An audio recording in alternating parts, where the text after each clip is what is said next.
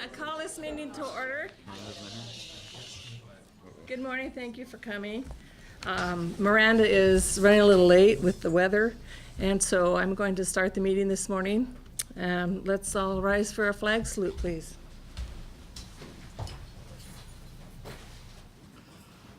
I pledge allegiance to the flag of the United States of America and to the republic for which it stands, one nation, under God, indivisible, with liberty and justice for all. Thank you. Could we have roll call, please? Yep. Summer will be running a little bit late. Martinez, Bowen, Here. Henry, Here. Colonna, Here. Felice, Here. Atkins, Wheeler, Morton, Broding. Yep. Thank you. All right, so we have board member reports.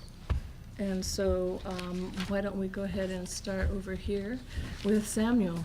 We'll just go around. 3 quick points, and I'd like to give a shout out to our fellow board member, Anthony Felice, and also to Charles Martinez. Anthony, because of his work with NASB, his attendance at the conference in October, which he and I both missed, but we were doing good work. A lot of advocacy in terms of the what are they calling? Not ESA anymore. Are they still calling it ESA? The reauthorization. PASA, yeah. But that organization's been very involved, and Anthony's been involved in that organization, and it's always interesting to meet for 16 hours at a time with one of your colleagues, even from home. You get to know all kinds of things. So I want to shout out to him. I want to shout out to Charles Martinez, who isn't here, but has been working tirelessly in a lot of different communities, particularly with the U of O, and we have an experience where we share. I know that's not something we often do in education, but we share between U of O and Portland State in terms of some of the work of our doctoral students who are breaking new ground in terms of information. So the 3 points I want to hit at, you heard about the NASB, and I was there and missed our October meeting. And I continue to serve as the Western States Director and the Chair of the Public Education Committee, which decides the perspectives that we want to take before Congress. And at the annual conference, I had the pleasure of introducing Lisa Delpit, who I confess to everybody I have an academic crush on. And just an incredibly smart and together woman who's doing some new research, which we had a chance to hear about. She, as you probably remember, is the author of Other People's Children, and also won a MacArthur Genius Award and other kinds of things. And Anthony and I both really enjoyed just listening to her, hanging out. Maybe, some of the energy from her brain will inspire us. The second thing is, and most of my colleagues know I have a new role at Portland State. We launched the School of Gender, Race, and Nations, and that continues to absorb just a bit of my time. As you probably know, in education there is no such thing as 2 half-time jobs, and serving as that first director has been really nice. But on the category of sweet, pause for a moment. I had the opportunity with Andrea from Dr. Noor's shop of going out and present the History Teacher of the Year Award at Hood River Valley Middle School last Friday. And okay, so I've got a bias. I was a history teacher at one time, so that kind of just feels so good. But she has been one of the main,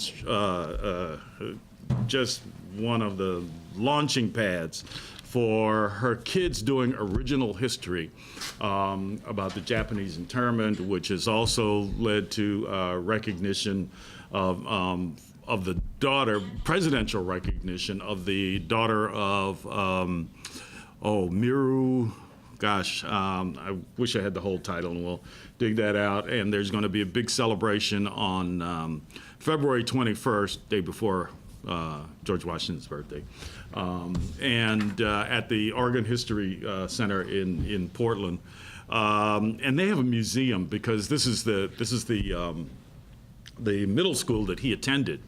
And they've cordoned off part of the school, and they have a wonderful community and oral history museum that they've started there. And I strongly urge all of you, but especially my colleagues, if you get a chance to go out and see Sarah Seaman and that museum. It really humbles you. And the best thing about it is that they don't use history as a way to peer into the past. They use history as a way to open up conversations for now, including the internment conversation and how we treat people who may not have European ancestry, but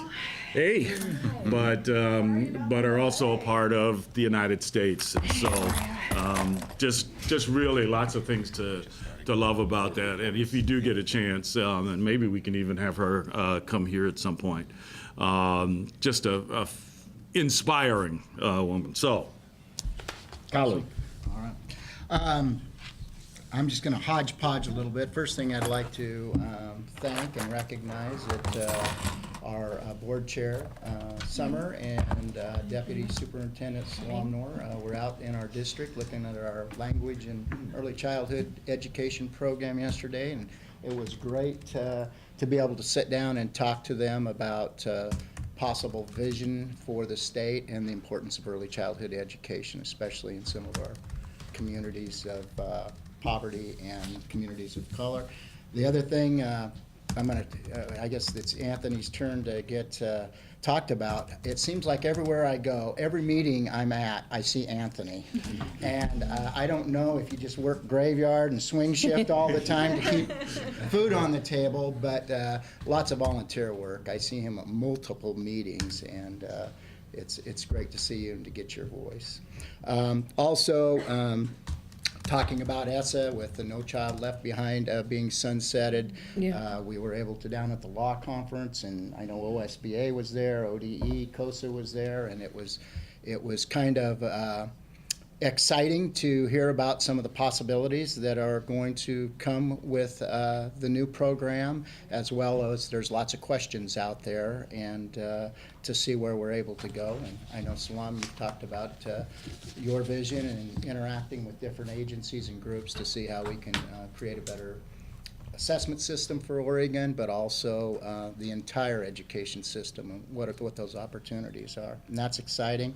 I've also been part of the ELL work group, and I see several of those folks in here today, and just can tell you that everybody was very committed in that work group. There was lots of things, lots of different opinions that went on, as you can read, but all of the literature that comes out. But also want to recognize Cindy Hunt. I don't know where she's at back there, but being able to corral, it was like really herding cats. And also, she had to herd the cats in a very short time. So I know that sometimes we wanted more process, but to be honest, we just didn't have that time construct for the process. But it was a good work group, lots of great people there. And school's going. Kids have a few leaky roofs, a few flooded roads up in Portland, but school's open. Do you want to reserve for your report, or would you? Yeah? Okay. Anthony? Dr. Henry stole a little bit of my thunder, but I was at the NASB conference. And so I think a few big takeaways, again, this is at the national level, but, one of the things I think that really came was that the fact that, obviously the changing demographics, when you have people at the national level, you get people in huge pockets of Latinos and African Americans. And one of the things that was mentioned between 20 and 2010, that 40 African Americans, Latinos increased the population in K-12 like over 40-some%. So obviously we're becoming very diverse, and that's kind of obvious, but it's really interesting to hear it at the national level on perspective, and people have already tipped, that scale's already been tipped, and to hear what their challenges are. I think one other big thing is the diverse family units, they're changing. So I think that was something that, again, at the local level, at state level, we need to always be conscious of. But not only is the demographic changing at the student level, but also at the NASB level. We actually started a Latino caucus because there's actually a growing critical mass of Latinos that are in my role here in state across the country. So that was pretty cool to see, I thought. Another big takeaway was that, American employers are going to be asking, the workforce to be more and more educated. And again, I think we all know that, but as the good thing I think with that is that intelligence is not a fixed quantity. And so it's our job here at this level to be able to meet those demands and needs so that we have a healthy economy globally. How and when, I think a big takeaway too, and how and when students are learning is changing, especially online. And it kind of, what resonates with me is that we need to be able to manage that at the state level and local level when it comes to online courses. Something that was really, I wasn't surprised, but it was a little disturbing that across America, about a quarter of the high school students with the highest level of Latino and African American students do not offer Algebra 2 in their high schools. And a third of those schools do not offer chemistry. So that was pretty kind of shocking in a way, because that's the group that really, that's being left behind, right, so to speak, in a larger sense. So those are things that, again, we need to make sure we keep on top of our mind. And then, not all online classes are equal, right? So if we're going to be moving that way, how do we make sure that we have the policies and procedures and the rules around so that we're measuring the same thing, just like we're doing with the work that we're doing today. And I think I walked away after all of these, what did you say, 18? I don't know how long they were, that I think I walked away that our job it just got harder. You know what I mean? It's like, wow, it's just these big, heavy lifts across America. But the good thing is on that is that we have, I would say, hundreds of dedicated, thousands of dedicated people, individuals from this level all the way to building level that are just dedicated, have a lot of passion to help our young people, our families, our communities across our country, and everybody's working hard. So I think that was a big takeaway of walking away from NASB. So it was very encouraging. That's it. I have three short items. Salam, I want to mention again the great support that we get from your staff to prepare us for these meetings, and also in decision-making, and specifically, again, to Jessica, this amount of material is hard to go through, and we've talked about how it can make it a bit easier, but with the colors that you put in, the tabs, the numbers, and the coding, Agreed. it really, really helped, and especially when I think about a year ago, having received a packet like this, and now the changes that you've made have really been beneficial, so thank you. Hear, hear. Yeah. The second item is a bit surprising to me. It may be to you, and I'd like to just read a couple of excerpts from an article that came out in U.S. News and World Report last month, and the title is "Education Myth: American Students Are Over-Tested."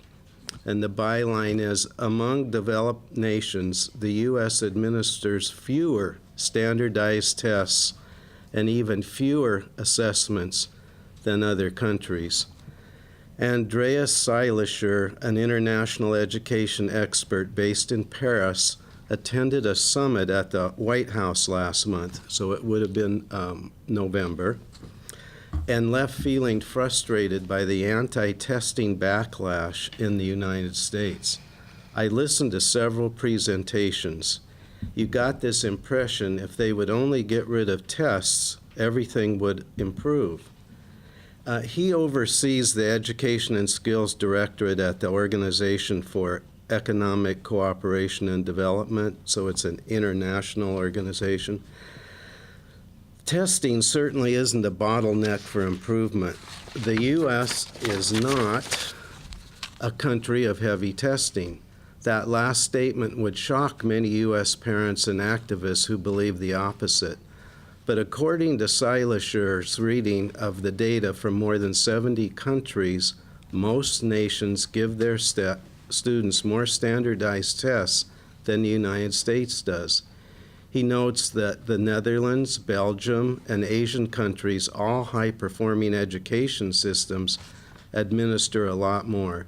In many countries, there is a test going on every month, he added. Annual tests are common the world over. Roughly 97% of 15-year-olds in the United States said that they take a standardized test once or twice a year, about the same share as in Finland, a country that's famous for not relying on standardized testing.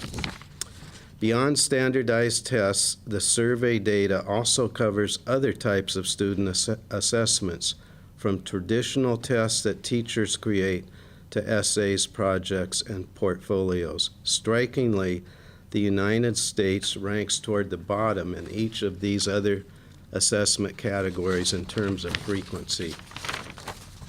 In other words, U.S. teachers don't write their own tests as often as teachers do in other nations, and U.S. students aren't graded on their writing or projects as often as students elsewhere. In Finland, by contrast, student portfolios are frequently evaluated. So I was surprised to hear that. I thought just the opposite, and so I wanted to pass that information on to you. The data comes from 2013, and they're in a process, and I believe it's going to come out within the next month or two, to do a whole new study that would be based on 2015 information. So interesting. And then the last note, along with Don and Salam and Miranda, and maybe some of the rest of you were at the OSBA conference in mid-November, we, I think, had one of the best conferences that they've put on in a while. And what was especially good was the noontime luncheon on Saturday, where Miranda presented the Teacher of the Year. And Salam, was it you that did the Superintendent of the Year, that presented Heidi Sipes? No, it was actually Jeff Rose from Jeff Rose, yes. And really very nice presentation speeches. But Heidi Sipe, who is Superintendent of the Umatilla School District and Oregon Superintendent of the Year, gave a speech for all time. Many, many people in the audience had tears. Her family was there, and it was just great to see. And the Teacher of the Year comes from Bend, where I live, and she was one of my wife's students, so we're very, very happy for her. The two keynotes were very interesting. The first gentleman that spoke, John Michael Keyes, spoke on school safety, and his daughter was murdered in a Colorado school shooting in 2006. And little did we know that shortly after he spoke, the Umpqua Community College situation took place. And so it was kind of eerie, really. Very outstanding presentation. And then on Saturday, the keynote was Nicholas Kristof. I didn't realize that he was from Yamhill, Oregon, and the title of his presentation was From Yamhill to New York. He's a columnist for the New York Times, and he did a book signing at the end. The name of his book is A Path Appears, Transforming Lives and Creating Opportunity. And a lot of it is about education being the passport to success in most people's lives. So I would recommend the book, and thank you for the board allowing me to attend. Well, I apologize to everyone for being late. Weather-related road issues. The problem with going last is that everybody has already sort of covered what has happened. I did attend the OSBA conference luncheon and enjoyed meeting the Teacher of the Year. And then it was a real kick to see her in a commercial a couple of weeks later. And the speech, Jerry is right, it was amazing. It was wonderful. I did get a chance to visit a school in Don's district, and they're doing such great things with early learning. To see public preschool and have it be implemented so well, it was so cool. I mean, that's the best I can describe it. It was a really neat thing, and just made me think, why is this so limited? You know, why is this only here? So I appreciate the hosting. Everybody was wonderful there, and it's a beautiful school. So I also thought a lot about how many more students that area is going to be getting. I think as urban centers become more expensive, then they'll push a little bit further out, and I feel like that area with good schools is ripe for people to move into that area. So.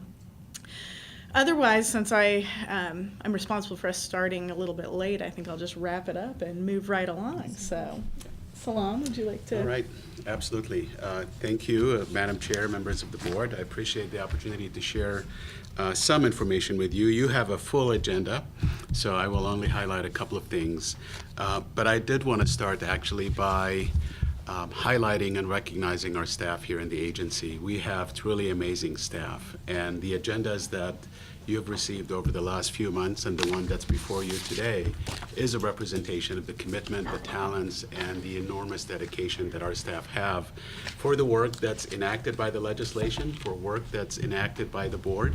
Some of it is legislatively directed, some of it is policy directed. So as you look at your agenda, we're in the process of implementing many of the laws that were adopted in the 2015 session. We're also in the process of constantly thinking about our work and how it could be enhanced, how could it be improved to better serve students and schools and communities throughout the state. So I'm greatly appreciative of our staff, and I just wanted to recognize that this morning.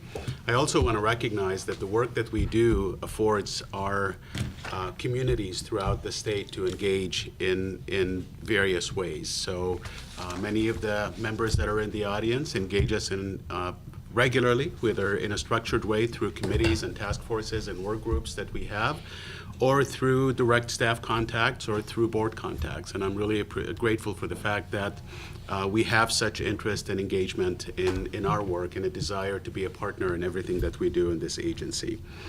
The big news of today, of this year, of the last 2 months, but perhaps today in particular, is that the Elementary Secondary Education Act has been reauthorized. The President signed that this morning. It's been passed by both the House and the Senate and signed by the President. It's called, we have a new acronym. It's called ESSA, the Every Student Succeeds Act, and we are really, really excited about that. I think this is an opportunity for us as a state to reimagine key components of our education system and develop a plan that meets the needs of our students, schools, and communities. I'm really pleased that ESSA continues to emphasize equity and accountability while granting us as a state much needed flexibility in design and implementation of state systems of teaching and learning, assessment and accountability that meet the needs of every student in our state, schools, districts, and communities. I want to keep underscoring communities because they're an integral part of this process. So we have put together a 2-page document. It's a highlights document, and I think we have copies of it on the table there. And I don't think I'll spend any time going through it. However, next month we will do a presentation for you on the key components of the law, and we will do a crosswalk between what's currently in the law and what's likely to change. What I will underscore is that we have about an 18-month time frame to actually develop our state plan. So the current plan that we have, the current waiver, will stay in effect until August 2016. That's when it's really intended to expire. And the new law will take effect in the 17-18 school year. So we have time to develop our plan. Our intention, and we've actually started to do some planning to this effect, is to have a public engagement process. So over the next 6 months, we will engage our education partners, community-based organizations. We will actually canvass the entire state to have focus groups and input sessions. So we want this to be as inclusive as we possibly can. We want to get as many voices and perspectives into the conversation because this is something that's important to all of us. And again, the federal system doesn't necessarily define the state system, but we know that there is a lot of balance here that we can strike, and we know that federal law has a tendency to influence state law and state practices. So we approach it with that in mind. But again, we have a 2-page document that you can glance at, and if there is anything that strikes you that you want to talk about, I'm happy to discuss that with you. The other thing that I want to share with, yes? Can we distribute this? Because I have a lot of eager colleagues. Yes, absolutely. Okay. Absolutely. Okay. Yep. And we were going to send it out in the newsletter, but feel free to do so, and we will continue to update it. Thank you. And we will have, a presentation for you next week that we will also, next month that we will also make public. So the other thing that I wanted to share with you is that we are beginning a process to look at graduation in the state of Oregon. We have identified a group. It's a fairly large group, but it's representative of different education partners and communities throughout the state to start looking at graduation in our state and to identify effective practices, best practices, and recommendations that will help improve graduation.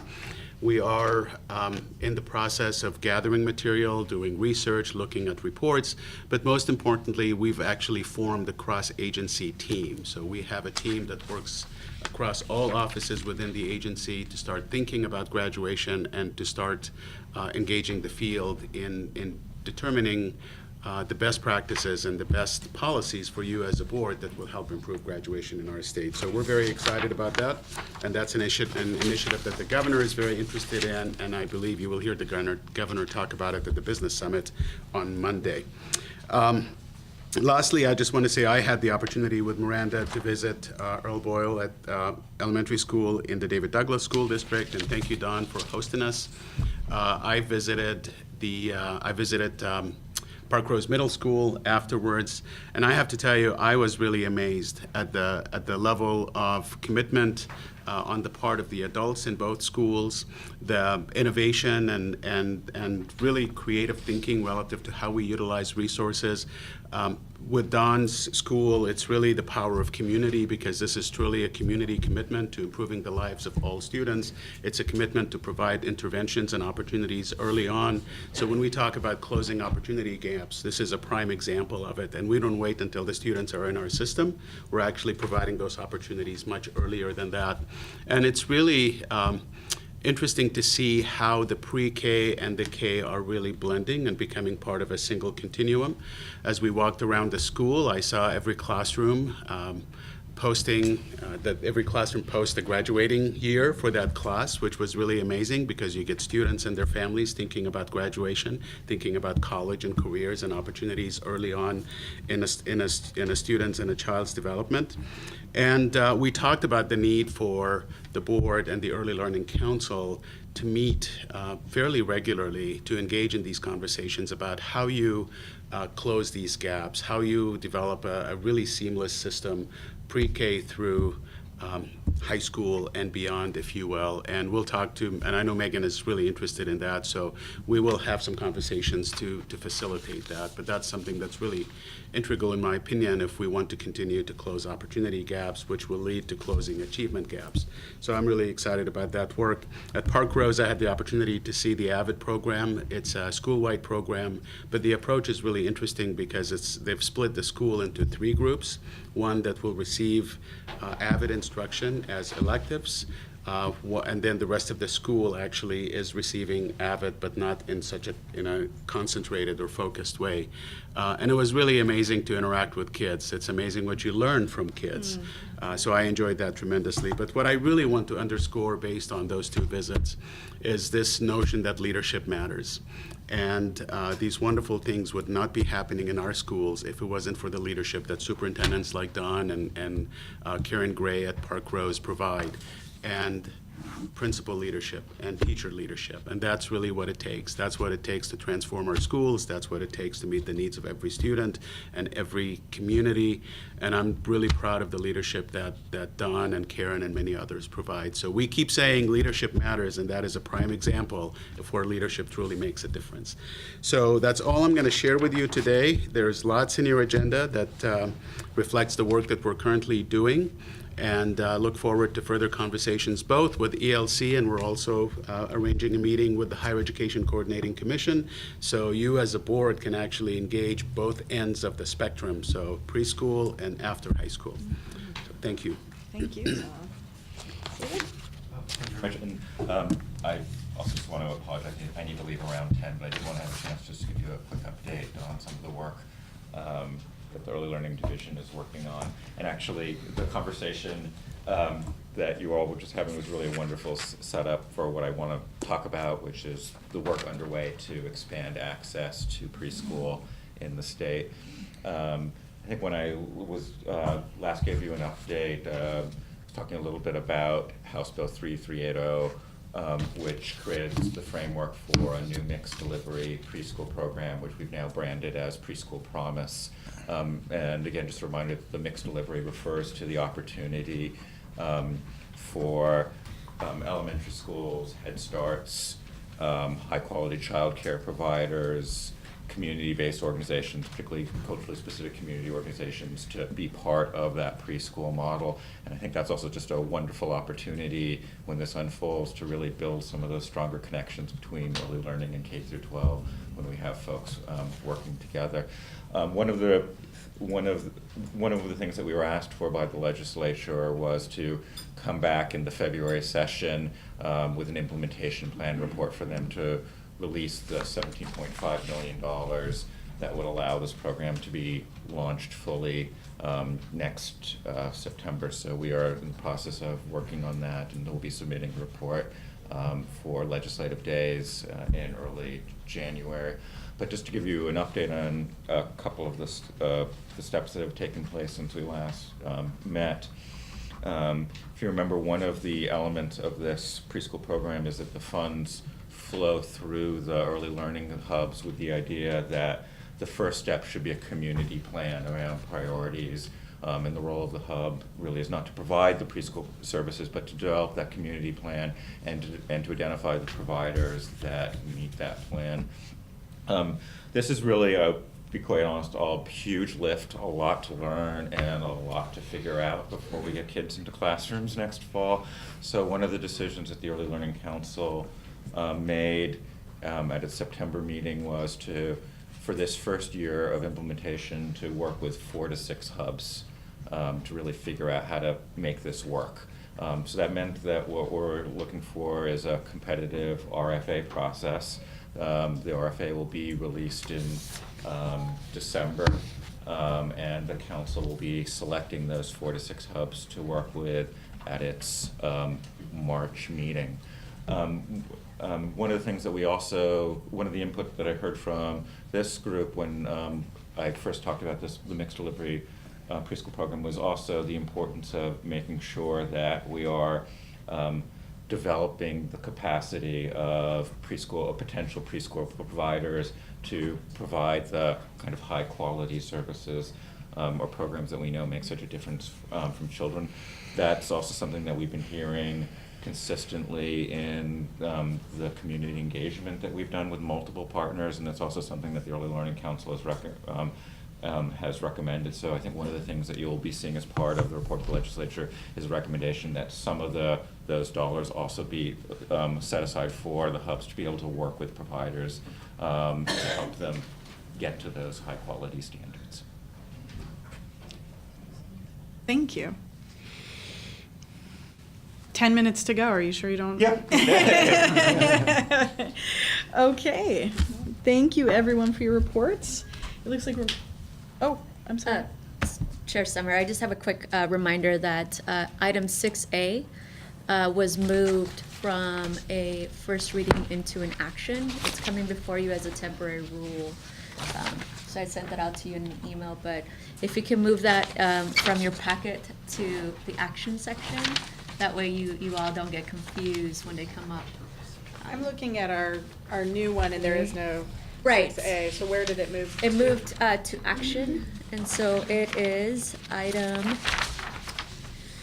So it'll be on page 2 under, it'll be 4D. 4B. Okay. Yeah. okay. Okay. It was a tribal attendance pilot. It was requested to be moved to a temporary rule after I sent you the packet, so I wasn't able to move it for you, so. All right. Yeah. Thank you. Anything else procedurally? No. If you want to call the public comment? Yeah, I can certainly do that for you. You can keep track of the list.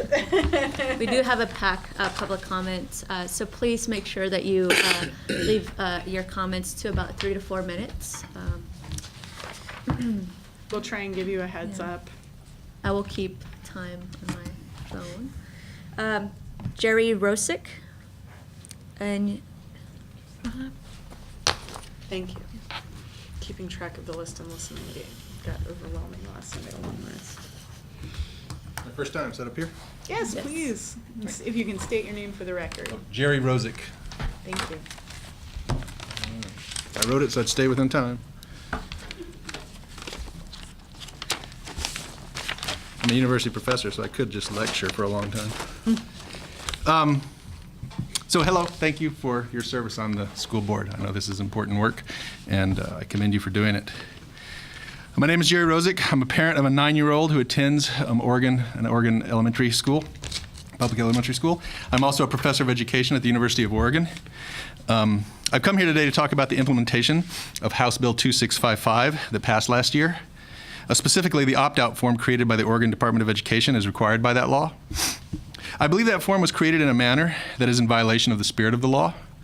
It contains misleading and unsubstantiated statements that parents are required to consent to in order to exercise the rights provided by that law. By so doing, I believe the ODE is being insubordinate. The ODE is trying to undermine the express intent of a law that many of us work to see passed by our democratically elected representatives, and I ask that you redirect the ODE to implement that law properly. The law requires ODE to provide a standardized, easy-to-use form that enables parents to opt their child out of taking the state's standardized assessments. The offending passage on the form occurs just before the place where parents are required to sign. It reads, "I understand that by signing this form, I may lose valuable information about how well my child is progressing in English, language arts, and math. In addition, opting out may impact my school and district's efforts to equitably distribute resources and support student learning." This is misleading for a number of reasons. These tests are not designed, I'm talking about the SBAC here, to track individual student achievement. They're designed to assess classes and schools collectively. The results of these tests come back months after students take them, too late to influence a teacher's instructions for an individual student that year. By the time the test results come in, the student actually is already in the next year and has a new teacher. The individual children do not lose information on their learning, as other more informal assessments make that knowledge available to parents. Nobody's against assessment. They're against a certain form of assessment, high-stakes, mandatory, standardized assessments. I'd like to see assessments of other forms be used.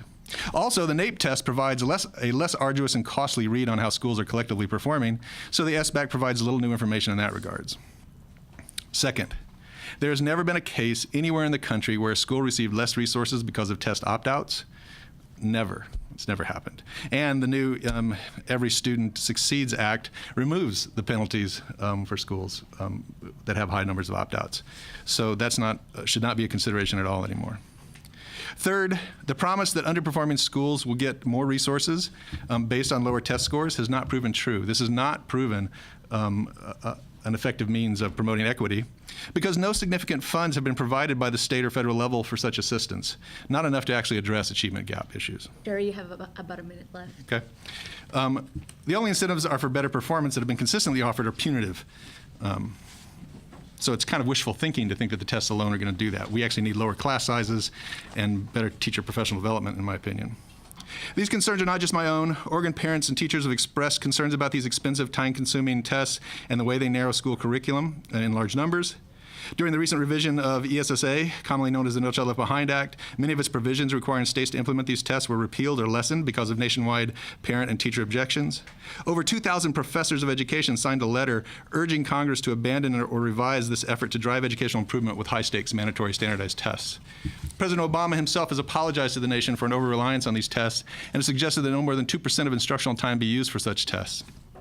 More importantly, however, our democratically elected officials directed ODE to create a form that makes the exercise of unrestricted opt-out rights easily available to parents. ODE instead created a form that tries to intimidate parents out of using those forms.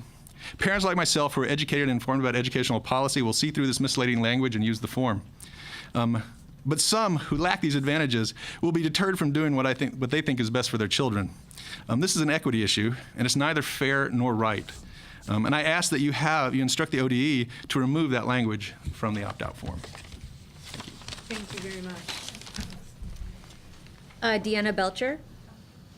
And please state your name and the agenda topic for the record. Good morning. I'm Deanna Chappell Belcher. I'm a parent. I'm the mom of 2 children in 4J in Eugene, a 2nd grader and a 7th grader. And I've also worked in education in some capacity for my whole adult life. In 3rd grade, I wrote an essay about why I wanted to be a teacher. I wanted to be a teacher because my own teacher was amazing. School was magical, Mrs. Krieg was the magician, and I wanted to be just like her. Standardized tests that we're using today can't measure that magic, and I'm afraid that our misplaced faith in these tests is sucking the magic out of our classrooms. I do opt out of the tests. I don't have my children take them. They can't measure my child's newfound interest in Chinese calligraphy. They can't measure how hard she tries to solve algebraic equations or if her Spanish accent is on point. No amount of filling in bubbles will tell me how creative she is, or if she's a critical thinker, or if she has a gift for public speaking or drawing or music or anything else that really matters. The thing that tests like Smarter Balanced measure is how well she takes a test. And that's not really what I care about. That's not what Mrs. Krieg cared about. It's certainly not what made me want to be a teacher and a mom. So there's a lot I want to say about the form, but I'm going to focus on that box on the top right of the opposite side. So in this box, there are 4 statements that I feel are misleading and manipulative. So the first one, the statement that the state tests, quote, challenge your child to think critically and apply his or her knowledge to real-world problems. Nothing about these standardized tests taken on a computer in isolation has anything to do with critical thinking nor with the real world, in my humble opinion. So next, the claim that the tests, quote, go beyond multiple choice and ask your child to explain his or her answers. I just want to note that this is exactly what classroom-based formative assessments do. But in the classroom, that's done by a real teacher who knows my child well and is going to be able to use that information to teach her, not a part-time temporary worker in a warehouse grading tests all day. Anna, you have about a minute left. Thank you. Third, the form depicts the test results as a snapshot of our children's progress. And how useful is that snapshot if it only gets developed many months later? Even my 12-year-old noted, but my teacher doesn't even get to see it until I'm in another class next year. And finally, and in my opinion the most egregious, is the claim that the test scores help identify schools and districts that need additional supports. We do not need more data to point out these schools and districts. We know where they are. We knew where they were even prior to 2002. And now we have over 10 years of NCLB mandated data confirming what we already knew. Very few of those schools that need support, as indicated by the tests, actually receive it. So I'm here to urge you as our state education leaders to activate your own critical thinking skills, re-examine the testing policies that have little to no benefit for kids, and then be creative about better ways that we can teach our children and measure their learning. Thank you. Thank you. Rachel Rich.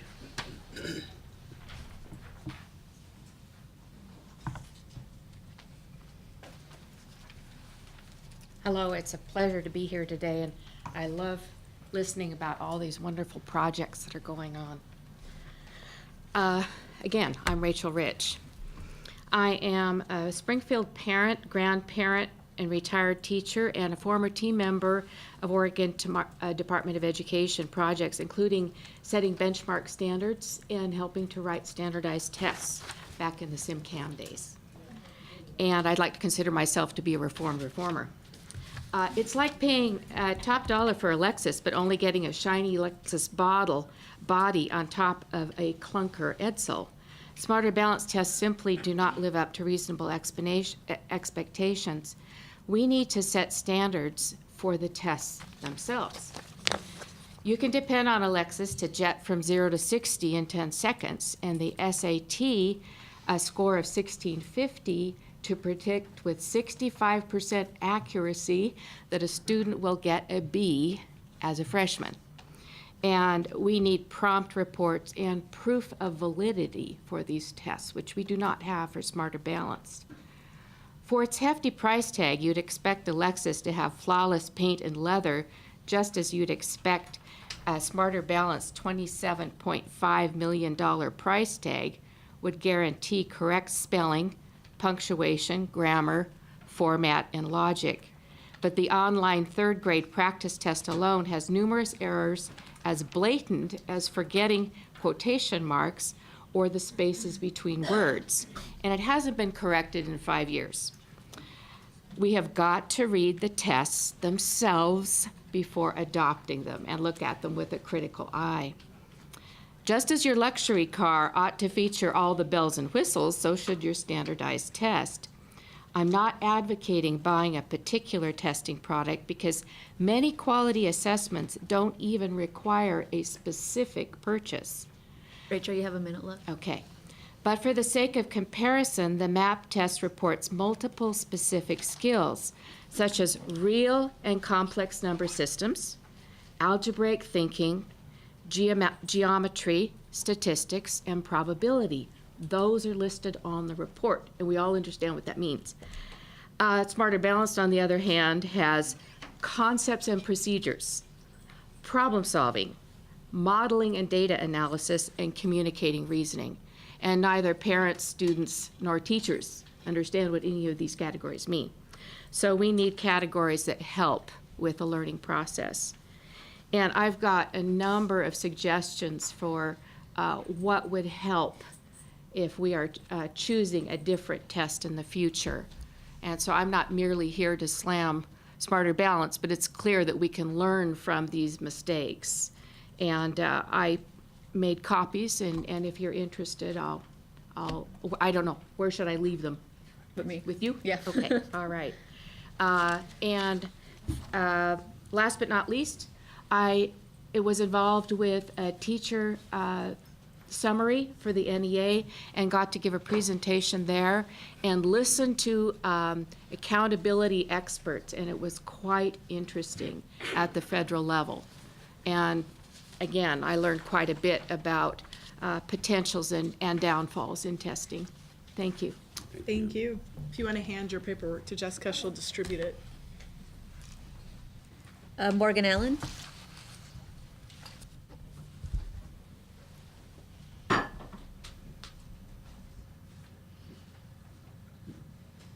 Good morning, Chair Summer, Dr. Nora. For the record, I'm Morgan Allen here on behalf of the Oregon School Boards Association to talk to you about 3 sets of rules you're looking at adopting today, so I'll try to hit them all in the time. The first one in your consent agenda, items 3B and C, which relate to some changes around suspension and expulsion policies for school districts for students grades K through 5. It's kind of gone under the radar because it is on your consent agenda. That's a good sign that it hopefully will pass today, but really important work that we undertook during the legislative session to help deal with disparate discipline rates, particularly for students of color, and we think this will make some big improvements. So glad to see it on your agenda today and urge you to adopt that. The second set, under 4C, you have some temporary rules around Oregon's new school capital improvement program. Another hugely important piece of legislation from the session, Senate Bill 447. The legislature made a $125 million investment in matching grants to school districts to help provide incentives to pass local bonds. As you know, we have literally billions of dollars of maintenance and need for new school buildings across the state. This money will provide incentive funds to local communities that if they step up and make investments in their schools, the state will provide some matching funds to help offset those costs at the local level. So this is a really historic program. It also creates an Office of School Facilities here at the Department of Education to provide assistance around technical things around assessing your building. So really want to compliment Rick Krager, Mike Elliott, Mike Wiltfong have done a great job putting all this together. It's critically important you adopt this rule today so that all the mechanisms can be in place for the May 2016 election, which will be the first election that school districts can go out and ask their voters for bonds and get match money. So this really needs to happen today. We think it's in good shape. There's been an advisory committee looking at it. Superintendent Gradian has been a part of this work as well too, so he might be able to help answer questions. And then the last thing, I know you're going to get a lot of comments on this today, but items 4A and B around the English language, the 2 English language learner work groups, one around sort of a common a system of accounts and making sure that every school district is tracking how they expend funds on their English language learners the same. And then a larger part, the $12.5 million to make investments and interventions and supports at the local level. You're going to hear a lot of comments about this today. Many of them I'll probably agree with as I sit here and listen to them. But I think from our perspective, from the OSBA perspective, we'd urge you to go ahead and adopt these rules today. We need to get the mechanisms in place. There's still more work to be done. And we just had a great meeting yesterday that I think made some improvements on the reporting side of it. Want to compliment Cindy Hunt. This is a ton of work. And I think the good thing is, even though there's some disagreements about some of the technical parts of it and what's the definition of a long-term English language learner, we're all in the same ballpark generally about what we think going forward.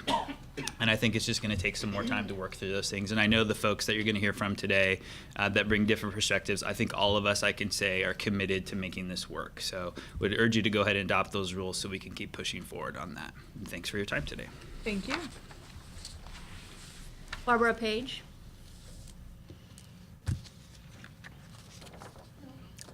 We are a panel of Okay. three, so we have Catherine Yeah, Jesky and come on down. Yeah, come.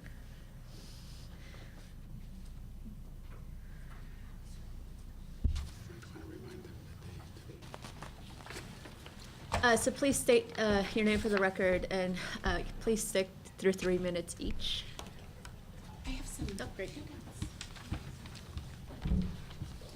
We're waiting for Thank you.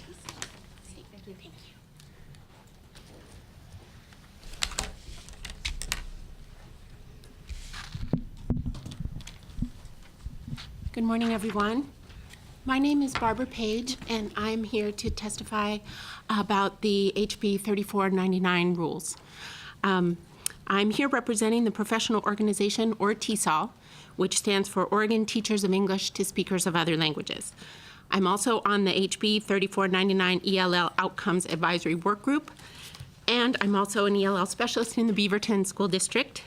Most of all, I'm the lucky teacher of 58 amazing and adorable English language learners, middle schoolers. So it's so peaceful here and calm.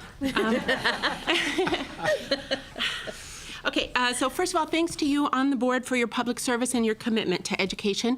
Somebody has to do the work of committees and meetings so that teachers and students get to do the cool stuff, the teaching and learning that happens in the classrooms. And believe me, that's the magic. I also want to say what an honor it is to work with the other educators, policymakers, parents, and community organizations. I see many here today who are in the work group as we develop the rules for implementing HB 3499. As an active member of the TESOL International Organization, I follow ELL policy at the national level, and this is truly groundbreaking and important work that we're doing here in Oregon. And it's especially timely today, as has been mentioned, with the passing of the ESSA, which will require new decision-making at the state level. So it's wonderful that we're working together with our common goals. It's important work, and it's important to get it right. The sense of urgency is justified, but there's also a danger in rushing to conclusions, especially following patterns of No Child Left Behind that we know haven't worked. So it's important to get it right. There are details that I could address in the rules, but and they are addressed in the statement, the TESOL statement on HB 3499 in some detail. But I think today, as a classroom teacher, I'd like to help you understand a little more of what English language learning looks like at the classroom level, where it counts. You have about a minute left. I have, of my 58 English language learners, 23 of them have ELPA scores of 0 to 2. The ELPA goes to level 5, which is exiting. 10 of those students are recently arrived in the country in the past 2 years. They're making amazing progress. Some of them are refugees who came without interruptions in schooling. 13 of those students started in kinder in our school system. Those students, most of them have special needs, and they are amazing students working hard. We're striving to keep them engaged in school and have a positive academic identity, but they're struggling to get ready for high school with literacy. They require different instruction. They have different needs. It's a different situation, same test score. And so I think that's an example of how the overuse of high-stakes standardized tests can lead to bad conclusions. It's not that teachers are against testing, it's that we want to be sure that the tests are used in ways that make sense for the kids that we work with every day. I could talk a lot about the things that are happening in the classroom, but as we continue to work on the implementation, I urge you to listen to teachers and the experts in the field of language learning. As my teacher colleagues here will point out, we have a lot of expertise and experience, and literally no one knows better what is happening and what is needed in our classrooms. So thank you very much again. I have Ortizal's statement on HB 3499 for you, and I'd be happy to answer any questions that you have. Thank you. Thank you. Do I need the microphone, or can you hear They'll me okay? pick you. Okay, I'm good. Okay. I'm Kathleen Jeske, and I teach 6th grade in a dual immersion program in Canby. And I sent in detailed testimony about the rules regarding 2 particular concerns I have as another member of the HB 3499 outcomes work group. Those are the definition of a long-term English learner and the appropriate way to measure English learners' academic achievement. And I'm not here to repeat what I said in that testimony, nor am I going to cite research as I did in my written testimony. I'm here to explain why it's important enough for me to leave my students to participate in the work group, as well as take a personal day to come here this morning. The end of another year is approaching, and I want to reflect for just a minute on the past. In 1987, I first began teaching English learners, and I remember the girl who told me that she couldn't speak to her grandfather when she visited him in Mexico because she only spoke English and he only spoke Spanish. I remember when I started teaching in Woodburn in 1993, and we were not allowed to use the word bilingual publicly as we begin to develop the dual immersion program there, which has been so successful that graduation rates are now on par with districts like Lake Oswego. We jokingly called bilingual the B word because many people with political power in the community at that time were having a hard time accepting that what students need was support in their native language, and that graduating bilingual rather than as a monolingual English speaker, like that poor little girl who couldn't speak to her grandfather anymore, was an asset. And when I started teaching in Canby in 1999, I had a boy in my classroom who had been determined to have a disability in reading. When I heard him read in Spanish, I told the also newly hired director of the English Language Development Program that I did not believe that child had a disability. We found out that he had only been tested in English and was not yet able to read very well in his second language. His disability tag was removed when he was tested in Spanish, as was appropriate. So this is why I'm here. Since 1987, I have been fighting to keep kids' native languages from being extinguished so that they can talk to their grandparents. I've fought to have those languages accepted and nurtured in our schools so that students can graduate proficient in 2 languages rather than 1. And I've advocated for appropriate assessment of students in the appropriate language. If the rules for HB 3499 include assessments in English for students who are not yet proficient in English to determine their academic growth, we will be taking a giant step backward to a time when students were denoted as limited English proficient, a label of deficiency, rather than spoken of as English learners or emergent bilinguals. I understand the need to ensure that all students are progressing academically as they learn English, and this is why I've been so dedicated to bilingual education for almost 30 years. But I do not want to return to a time when students' home language is extinguished as rapidly as possible in favor of English, when decisions about language instruction are based on political motives rather than research, or when students are incorrectly labeled due to inappropriate testing in English while they're still learning it. It's for these reasons that I'm asking the board to carefully read and consider the testimony of those of us who are experts in the field of second language acquisition and not utilize any measure of academic growth in English to make decisions about students or programs that serve them until students have acquired enough English to make those assessments accurate and valid, and to please give the students the time they need to become proficient in 2 languages. Thank you. Thank you. Hello, I'm Luisa Rodriguez. I've been in education for 28 years, and I'm here to talk about the assessments in English only and given to the children that are not ready to take those. So I'm just going to read here. So I would like to paint a picture of why students need to take an assessment in language, and the language that they are being taught in. Now, how would you feel if you were put in a testing environment where you were going to take a test in Mandarin, even though you have only been taught in English? Oh, and by the way, you are in 3rd grade. So I can tell you how you would feel. You would feel scared, stupid, worthless, and you would probably cry. This is exactly what is happening in our school testing environments. And if you don't believe me, come and visit one. As an educator, it feels awful putting our students through these experiences, and I'm really tired of doing this. Right off the bat, the students are put in a position where they are going to fail no matter how hard they try. I have been in many testing environments as an administrator and as a teacher. And let me tell you, this is not a pretty picture. If we want to best serve our students, we need to look at their language proficiency in their second language in order for them to be successful when taking these English state assessments. So we know that standardized tests are designed to give a common measure of students' performance throughout the country, the state, but our test results are not standardized if our ELL students are not given the chance to acquire English to the best of their ability. These test results do not define the students. This is a 1-hour snapshot in a testing environment that is detrimental to their mental health. So really, what is the validity of the test when the students cannot understand it? And what is it measuring? This does not yield any useful information, so we just need to stop doing this to them. Let's look at this data to determine that this does not work and try something that does work to measure our ELL's academic standing. So I would like to close in just saying that let's look at our educational history and not fall back on the intolerance, prejudice thinking of same means equal, because we have come a long way. We have federal laws in place, and we have a great deal of research on how language acquisition works. Thank you. Thank you so much. Abinette Haley? Sorry if I mispronounced your name.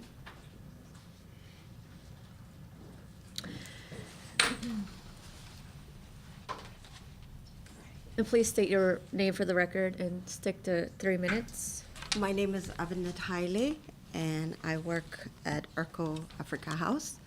I'm here to tell you about our African students that have been struggling just like the other students when it comes to the English language.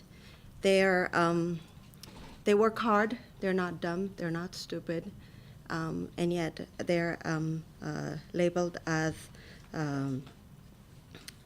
they have some sort of deficiency. They struggling in whether it's middle school or the lower grade or high school.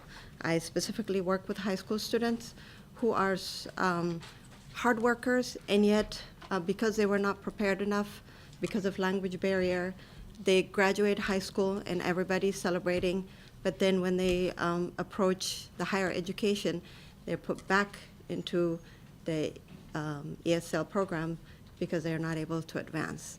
And those programs will take them years to prepare themselves to graduate and be successful. And so there is a problem with the way they're prepared, whether it's the younger years or in the high school years. We're disservicing these young people, and so I feel that for you to consider what they're going through.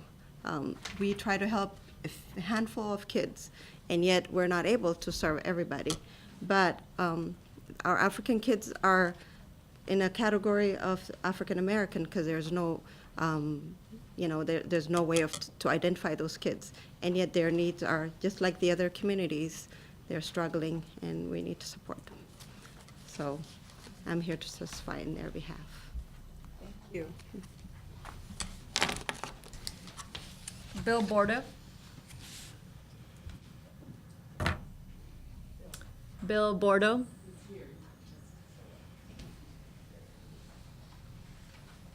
State your name for the record in 3 minutes. State your name for the record in 3 minutes.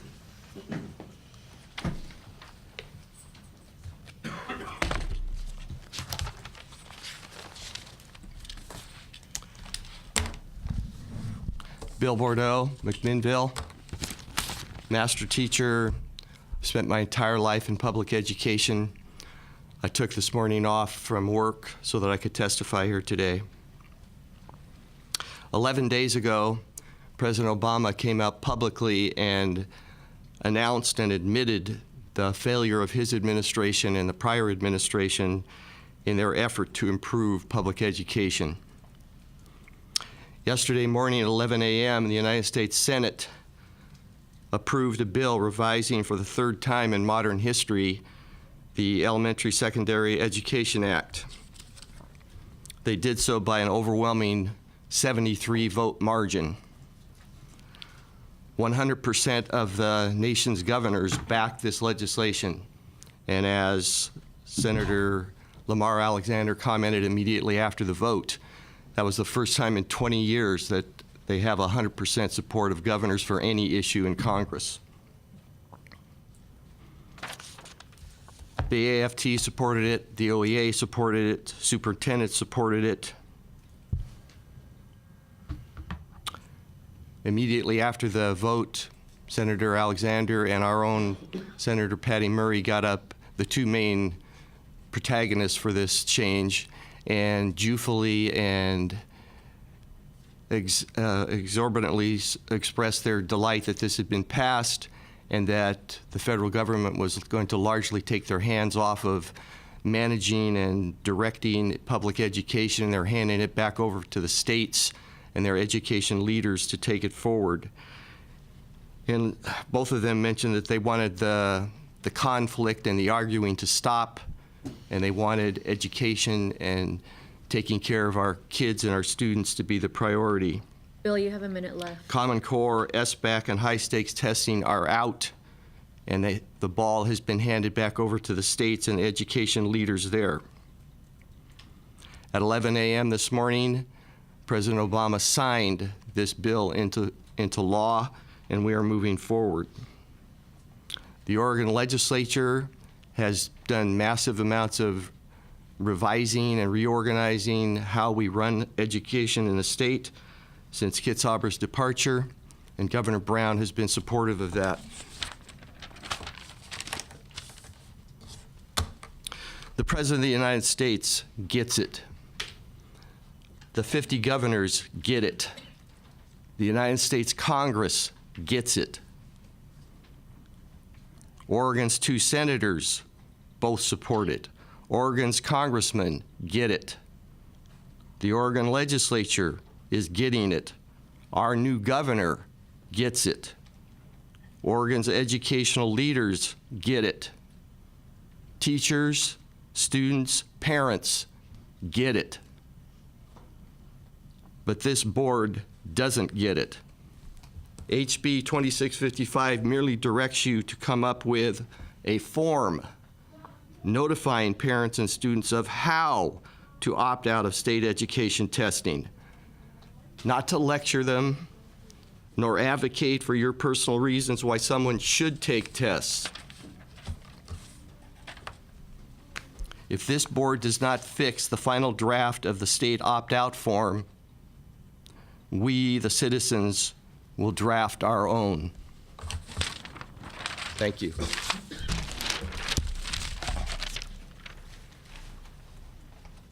Liz Stein? I think she's sick today. Oh.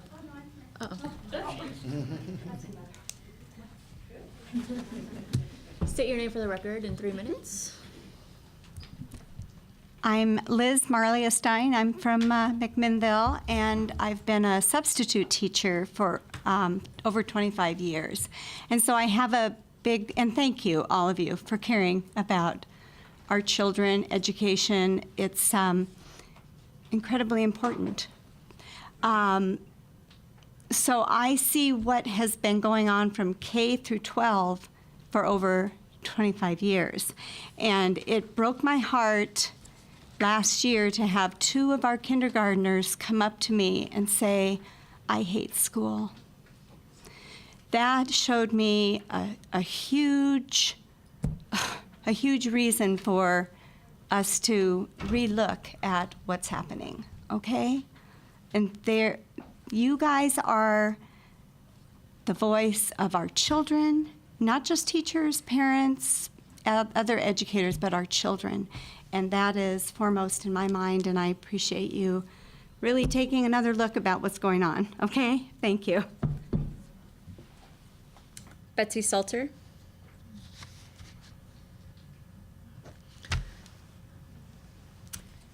State your name for the record in 3 minutes. Hi, my name is Betsy Salter. I'm the mom of a Portland Public School high school sophomore. Formerly, I was a public servant for almost 20 years for the U.S. Environmental Protection Agency, and I took my role as a public servant to heart, and I expect all other government employees to do the same. As a parent and public school advocate, I worked hard to urge other parents to come down to Salem and testify and to write in support of House Bill 2655. We had high expectations when House Bill 2655 was signed into law that ODE would honor the intent of the law with integrity. I appreciate that ODE gave me and other parents the opportunity to review and comment on the ODE SBAC opt-out form. However, I am extremely disappointed, as are all the parents in my network, with the language in the final opt-out form that districts are required to distribute. The language, as you've already heard, falsely claims that parents will lose valuable data about our students and that our schools may lose resources. This language is not only untrue, but it is threatening and unbecoming of a government agency entrusted to provide Oregon children and families with a quality education system. As an Oregon parent, I feel betrayed by my state government. You should know that parents are already talking about how we are going to opt out of SBAC next spring. Some of us will write our own letters, as we did prior to opting out becoming a national movement. Others will use the ODE form and use a black marker to cross out all the offensive and untrue language. We will do what we know is best for our children, despite ODE's efforts to misinform and bully us. Thank you.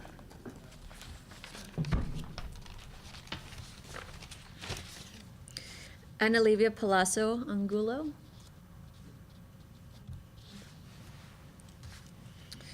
State your name for the record in 3 minutes. Hi, my name is Ana Livia Palazzo Angulo, and I'm the Executive Director of the Salem-Keizer Coalition for Equality. And good morning to you all. Thank you very much for this opportunity. I'm speaking on the House Bill 34. Did I say that right? I get mixed up. 3499, yeah. And I'm just going to give a general statement, and I've got other people that will give you details in the Oregon Alliance for Education Equity, which I'm also a part of.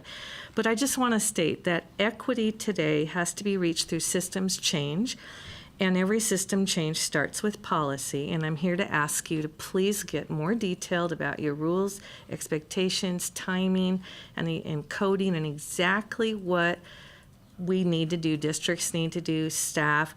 It becomes the problem of the implementers, of the decision makers at lower levels that have to implement something, and if it's not exact, what happens is, for example, the original bill in 1992 was made in good faith with goodwill, but with no clear delineated instructions and rules. It's been a point of contention, mistrust.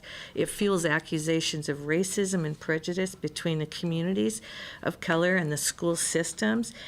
Parents of ESL students or ELL students will continue to place blame for their children's lack of success, perhaps in the wrong place. Blame that teacher's a bad teacher, rather than having the data to analyze the entire district's performance and why, which is not to say blame, but to say let's have ODE have some real experts look at the entire system and help a district figure out how to make that system top notch. And they can't do that without exact data. And the district can't tell what it's supposed to do if it doesn't have exact reporting data. I worked with Salem-Keizer District for years on the budget committee, and the finance officers would tell me, well, the problem is ODE's coding system is, they used to think it was like dinosauric, and that they couldn't tell where to put things. There were things that they had no categories for at all, and that they we have could about a give a minute left. report. Okay, they could give a report if they would be given clear directions and exactly what all the items were, and then we would know with transparency across all the districts in the state. Because we don't want to just depend on the integrity and the goodwill and the competency of every individual district and their decision makers and their finance officers and their teachers and principals in order to figure out, you know, if their performance is good. And so anyway, I just want to say that we need, the analysis has got to come from good data. And with that, you giving your leadership and giving exact instructions, you leave this nebulous thing that everyone has to interpret, and that is not going to work in the long term. It'll only work because we have good people today, or not good, but I mean, you know, competent, or they've got great ideas, but then what about tomorrow, and what about next year? Plus, we don't want mistrust between the districts and ODE. Lots of times districts and superintendents and teachers don't trust ODE. It's a pattern in the past. Why should we have that happen when, if everybody's on the same page, it's just simply an analysis of the data, and everybody agrees on what the data is? Otherwise, you're going to have misinterpretation and disagreement about what the data says, and then the true analysis can't be made. So that's what I wanted to say, and please don't disappoint us, because we've worked on this issue for years, 12 or more years, and just simply coming to transparency and accountability, which is based on policy, instructions, procedures, and exact data. So everyone's on the same page and nobody has to be blamed for something. Thank you. Roscoe Carone.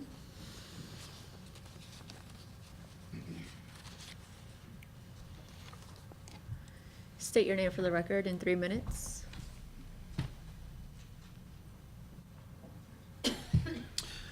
My name is Roscoe Karen. I taught middle school for 25 years in Eugene. I'm a member of the Community Alliance for Public Education, and I teach at the U of O College of Education.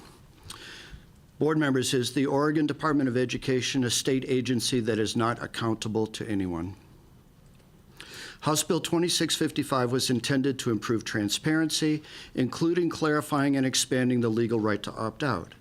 It now appears that the ODE is turning HB 2655 on its head.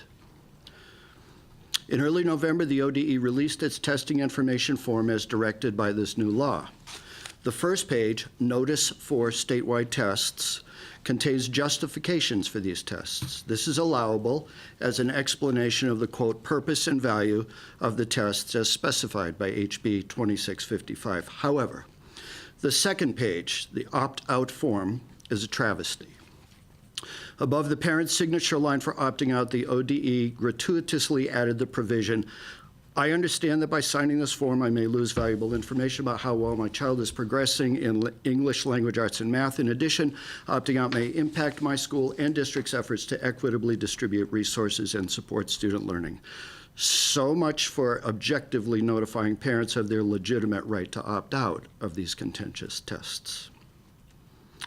The ODE's attempt to force parents to agree with this loaded statement, designed to intimidate and guilt trip, is an overreach of its authority and is counter to the intentions of HB 2655 to give parents a fair chance to oppose these tests without active or passive obstruction by school administrators.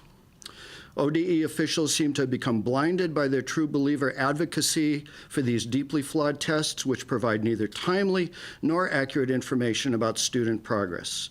Numerous studies have shown these tests to be highly unreliable indicators of how well an individual teacher or school is doing their job. But we do know this. These tests are excellent indicators of a student's access to resources. Roscoe, you have a minute left. Students from stable families with access to tutors, travel, and other educational opportunities score consistently higher than students who don't have access to those resources. This has been true for decades. The fact is that the high-stakes standardized testing ship is continuing to take on water. Last month, California lawmakers did away with their high-stakes high school exit exams and will award 30,000 diplomas to students whose graduation certificates were unjustly withheld. 6 other states recently stopped giving these exit tests. A number will also give out retroactive diplomas. Only 20 states still do it. Why are we still doing it? Regardless of its opinion about these tests, the ODE must be held accountable to carry out the spirit and the letter of HB 2655, the Student Assessment Bill of Rights. The ODE should remove entirely the 2 deeply biased sentences that parents are being forced to agree with in order to exercise their opt-out legal rights. I'll leave copies over here. Thank you.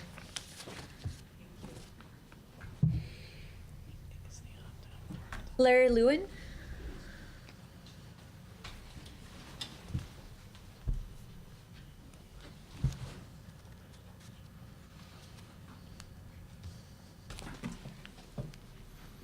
I'm Larry Lewin. For 22 years, I was a public school teacher. Started in Cresswell School District, then in Eugene. Hi, Jerry. Good to see you again. Good to see you. I was a member of the original Oregon, State of Oregon English Language Arts State Standards Panel under Barbara Wolf. 6 years I've been instructor at the U of O Teach Graduate Teacher Preparation Program, and I'm a member of CAPE, the Community Alliance for Public Education. Late last October, I voted, as I assume everyone in this room did. And I noticed on the Lane County's official ballot that there were no paid political ads on the ballot. And that didn't surprise me. The ballot is not a time for advocacy for candidates or ballot measures. So I wasn't surprised. That would be illegal and inappropriate. But what did surprise me when I saw the ODE's opt-out form reflecting the newly implemented language of House Bill 2655, there was advocacy.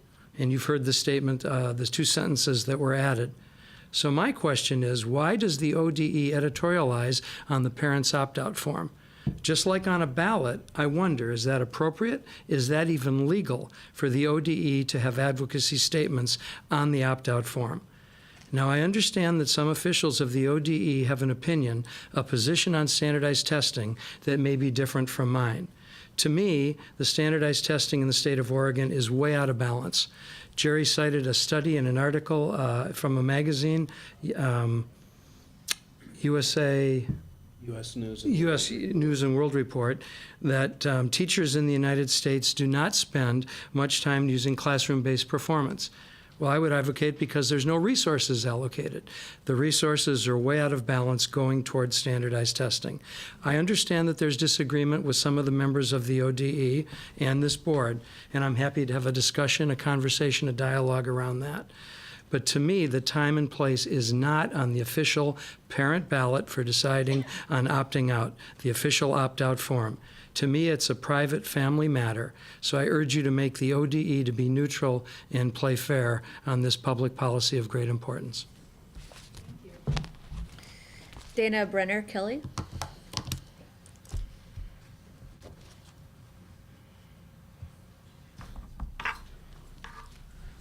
Hello, and thank you. I'm here today to speak to you as a parent. I have 3 children. State your name for the record. Oh, I'm sorry, Dana Brenner Kelly. I'm representing Parents Across America, Oregon chapter, newly formed. And I'm here as a parent. I have 3 children, 19, 10, and 6. And I have seen how their educational experiences have changed over the span of their time being educated. And I'm deeply concerned with my son in kindergarten and his experience, as opposed to my other children, with the SBAC and Common Core being implemented, and seeing how developmentally inappropriate education is being pushed down further and further. I'm here to talk to you about House Bill 2655 in particular, as others have. I happen to be a member of one of the focus groups done with parents to provide input. And I can tell you that the ODE's assertion that parent concerns were considered in creating the form is not accurate, both from the standpoint of the focus group that I was in and others that I've spoken to and the information that they provided. Requiring a signatory claim that opting out our children, we understand we are missing out on valuable information, and inhibiting resource equity is a misrepresentation. At the focus group meeting I attended, the ODE employee announced that the final step in drafting the materials would be to have it vetted for approval by what she termed community partners. And when we asked about those community partners, we were told they were Stand for Children and Chalkboard, which are essentially funded by the very corporate interests behind these tests. The OEIB may have been disbanded, but its legacy of allowing business interests rather than educational experts to dictate policy and practice is alive and well, and is being sanctioned by this board by the lack of action that is being taken. I pray that you'll choose to be on the right side of history and take responsibility for the oversight you've been charged with. Many informed parents such as myself, I'm a parent, I'm also the former executive director of the State Association of Head Start and ECAP, have a background in anti-poverty programs, are very concerned about the equity issues involved. We know that this is about testing, but at its core, it's about data. Data influences teacher pay, tracking of children, and the rating and ranking of schools based on test scores, rather than student learning opportunities. And these scores, along with information on race, economics, report cards, mental health, IEPs, discipline records, and personal addresses, are stored in a longitudinal database intended to quantify a child from cradle to grave. Yeah, you have a minute left. HIPAA and FERPA laws do not protect that. Opting out is an act of civil disobedience in support of social justice. Parents such as myself will not complete the form that's been created by the state. Some of us have created one that looks a lot like it, but has more accurate information. As you move forward with Preschool Promise, I hope that you will make sure that public input, like the focus groups for the House Bill 2655, is actually incorporated into what happens. As we push academics into early learning, further, we won't have quality early childhood education, and we will be pushing the problem down. Thank you. Elizabeth Thiel.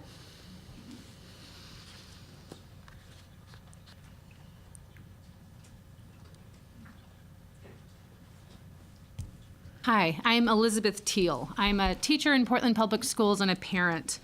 Last year, the Oregon legislature passed House Bill 2655, known as the Test Takers Bill of Rights. House Bill 2655 underscores that parents must not be coerced to participate in a system of high-stakes testing to which they object in order to provide data to another party. Rather than upholding the spirit of House Bill 2655, however, this department appears to be continuing to support a climate of coercion that impacts everyone in our education system, from students to teachers to principals to districts, and prioritizes allegiance to testing interests above the needs and rights of students. As a teacher, I've seen how this coercion trickles down through our education system. Educators are pushed to make decisions that we know are not right for our kids because of policies that are pushed down from above. Last spring, our juniors at the high school where I work had their classes disrupted for a month in the spring in order to rotate them through SBAC tests. They missed their AP classes for 2 weeks prior to AP testing in order to take SBAC tests. Nobody in our school believed that this schedule was good for kids. Students didn't believe it either. Last spring, over 50 students from my school opted out of SBAC testing with the permission of their parents. They acted on their right to make a common sense choice for their own education. Yet, this fall, when the SBAC data came out, the staff at my school was told that student opt-outs were ruining our school's reputation. We were warned that if students opted out this year, they would be forced to take remedial essential skills classes. And by the way, the students who had opted out had almost unanimously passed their essential skills requirements through the ACT, the PSAT, and the numerous work samples that we are constantly working with them on so that they are allowed to graduate. Elizabeth, you have a minute left. Okay. We were asked to use our influence to portray the tests in a positive light so that students would be more excited to take them. Students' active consciousness and self-determination was construed as bad school spirit, and teachers were asked to help squash it. I know that this coercion doesn't originate with our principals. It's coming down from districts and from this office, and to this office from the federal government. We all know coming from all kinds of policies that have been pushing us all to do things we know are not right for kids. And even under the rewrite of ESSA, there might still be coercive policies coming down. But House Bill 2655 makes it clear that the Department of Education has the duty to prioritize students' rights to the kind of education that we want to give them above our allegiance to test-taking interests. So I ask you to put our energy into inputs to the kids according to their need, according to their right to have a relevant education, above our allegiance to asking for outputs and testing quotas. I'm excited that we have an opportunity in Oregon to move in a different direction. So thank you for making some changes as we move forward. Thank you. Rex Higgins.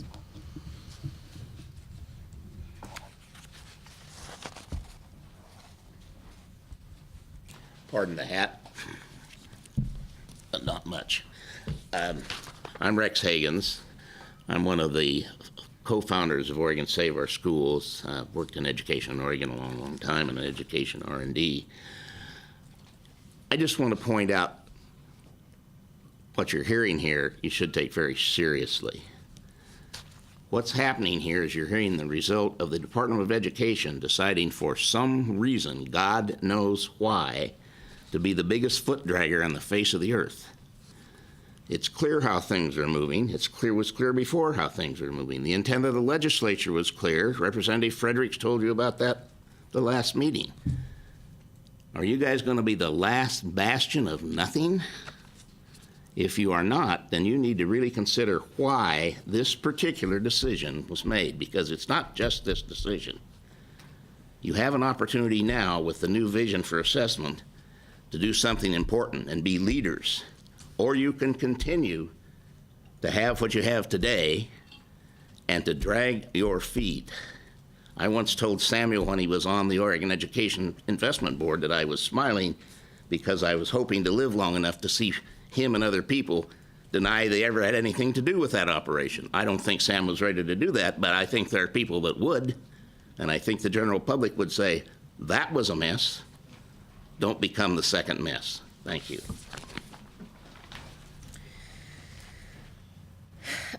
Linda Smart. Nope. Okay. GM Garcia.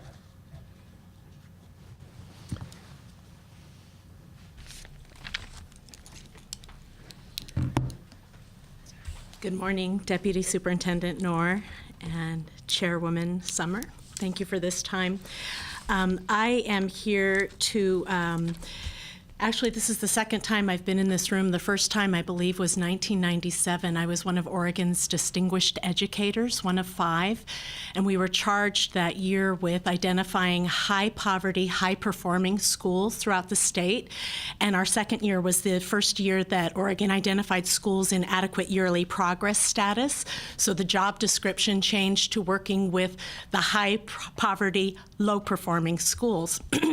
And I bring this up because in that time I learned a lot. I really had a bird's eye view of what's happening in Oregon, particularly for students of poverty and second language learners. And my experience has been that in Oregon, we don't collectively have a great sense of awareness around second language acquisition needs of students. And a lot of our policies and practices have excluded them. So one of the important things I think to keep in mind as we move forward with any kind of assessment is that beginners and newcomers to the language are intelligent people. They often come to us way above grade level in their native language. And so in Oregon, when we set policy, we have a tendency to set policy for all ESL students, and we don't make a distinction between those who have had a high level of educational background and those who have very limited. And when we put these students in the same category and treat them the same, the results are not good for kids or the teachers who are having to implement on the ground. The other piece is that students should be tested in the language that they were taught. And in Oregon, I think we're very proud now at the number of bilingual programs we have been growing. This is scientifically based research. It's been around for over 25 years. We know this is best practice. Many of these programs teach exclusively in Spanish. So your native English-speaking students who are taught to read and write in Spanish should have the opportunity to be assessed in that language, but particularly our Spanish-speaking students for whom English is a new language. I challenge us not to say that if we can't offer the test in many languages, such as Punjabi or Swahili, that we can't do that in Spanish. Simply draw a pie graph of the languages in Oregon represented through ELL, and you will see that we need to do something different for Spanish speakers than we do for speakers of other languages. We also need to ask the right questions. My concern is we're asking, how fast can you get kids to learn English? Earlier in testimony, or maybe I read it in testimony submitted, that the research shows it takes 5 to 7 years typically. The missing piece is 5 to 7 years under the best of circumstances. That is a nurturing environment where children have access to content and they understand it. So in Oregon, we need to ask a different question, and it's an input, not an output question. How are we supporting our classroom teachers to teach children for whom English is a different language? In Oregon, we are not teaching English as a new language. Many of our large districts are liquidating the ESL funds that formerly funded teachers, and in the name of inclusion are expecting classroom teachers to deliver the English language curriculum. Our kids need English language development instruction. They need native language support, and whatever assessment system that we create has to acknowledge that there is content and knowledge in other languages, and that we in fact teach in other languages, and we need to be more cognizant. Lastly, I just need to say, using ELPA or any language proficiency assessment to determine students' academic proficiency is just wrong. Data is a dangerous thing, so we need to be careful about cause and effect. We need to look at English language instructional programs and judge those according to what they're supposed to be teaching and the tests designed to measure English proficiency. You can't take a child who doesn't know the meaning of the word hello and sit him in front of a 3rd grade reading test and say he doesn't know how to read. Reading exists in other languages, so we've got to be more careful and cognizant about the issues of second language learners and the instructional programs we have in place for them. Thank you again for your time. Thank you. Joseph Santos Lyons. Jessica, did somebody join us by phone? Charles is on the phone, so he's listening. He will have to leave a little bit after 11:30, so we might have to go into the next agenda item. Okay, thank you. I'm sorry, go ahead. No problem. Good morning, Chair Summer, members of the committee. My name is Joseph Santos Lyons. I'm the Executive Director of the Asian Pacific American Network of Oregon. Just briefly want to really appreciate the work that's been happening on 3499. It's been a very long and at times arduous process. Kudos to Salam and Cindy for really sitting down with all stakeholders in this whole process, and also from Lori, Chuck, and Morgan from other sort of key stakeholders on the education side. And then just, you know, we are a member of the Coalition of Communities of Color as well as the Oregon Alliance for Education Equity, and we've been very engaged from the beginning of the legislative concept all the way through today's rulemaking process. And our coalition has surfaced many stories from our communities, and our members have testified about their experiences and the difficulties they've been facing in our current ELL programs and the impacts that really are a result of a lack of urgency and focus. And that's not just at the teacher school level, but at the district and at the state and the school board levels. We think that all systems need to be really rethinking how ELL is done in this state. And we think that 3499 is a good consensus approach forward. We've submitted some written testimony. I'm just going to highlight a couple of things just because I know there's many things on your agenda today. You know, one is that we think that the rules still need to provide some additional guidance around how ODE engages with districts that have not yet achieved the benchmarks and goals for ELL student improvement at the end of the 4-year period. So specifically, some evaluation of their current programs, and I think that, as other folks have shared, there's many different approaches, and we're hoping to see a shift in the kinds of ELL programs Oregon has, so those programs are of the highest quality. Additional student needs an assessment of how students are doing, actually doing a formal review of the district's ESL budget and expenditures, and then lastly, using the information gathered from a program evaluation and all these different assessments to then direct how the district will spend their 0.5 allocation. Those are elements that we believe are currently in the law as stated. And then lastly, on the financial coding and expenditure part, I think some good work happened this week that I think is now coming before you as proposed rules for the finance side.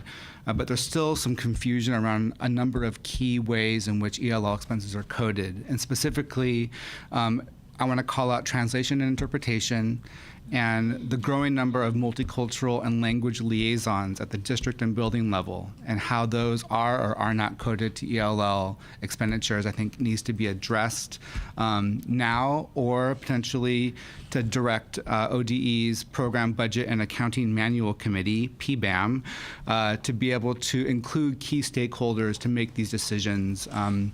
And that includes folks who are currently working in the ESL departments or teachers or other community stakeholders.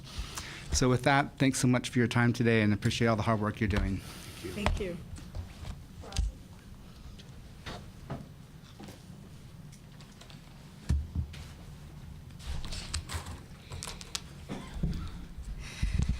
Good morning, Chair Summer and members of the State Board. For the record, my name is Parasa Chanrami. I'm a Policy and Advocacy Manager with Stand for Children. I'm here to testify on the ELL District and School Improvement Rules. To give you some background about myself, my parents are Cambodian immigrants. I'm a product of Beaverton Public Schools and the university system, and it's my family history and my education out here that really inspired me to become a teacher. Many of my students were newcomers, and I've learned so much and continue to carry their stories with me in my policy work here, and really excited to continue to engage in this work. First off, I want to express that we greatly appreciate the tremendous amount of work that the department has put into these rules. They've been very proactive with engaging all members of the work group, and we've really appreciated the opportunity to collaborate on multiple occasions and really appreciate the dialogue. Before the rules are adopted, we wanted to make a few minor changes in order to set clear and consistent expectations for ELL students, as well as to ensure that we're strengthening the district selection process. And we've highlighted the majority of our recommendations in our shared letter with our Oregon for Education Alliance partners. We'll just highlight a couple of them here. So our first recommendation is to just be sure that the department reviews how ELL students, disaggregated by current, former, and long-term, are progressing in both meeting the academic learning standards in core subjects and also reaching English language proficiency. And as a reminder, I also wanted to note that the department has done a great job at helping us look at these pieces in a broader scope, so it doesn't happen in a vacuum. We're looking at student progress indicators, we're looking at demographic needs, we're looking at the district's ELL program and how well they're serving students, so it doesn't happen in a vacuum, and I'm really excited about the matrix that the department has put together.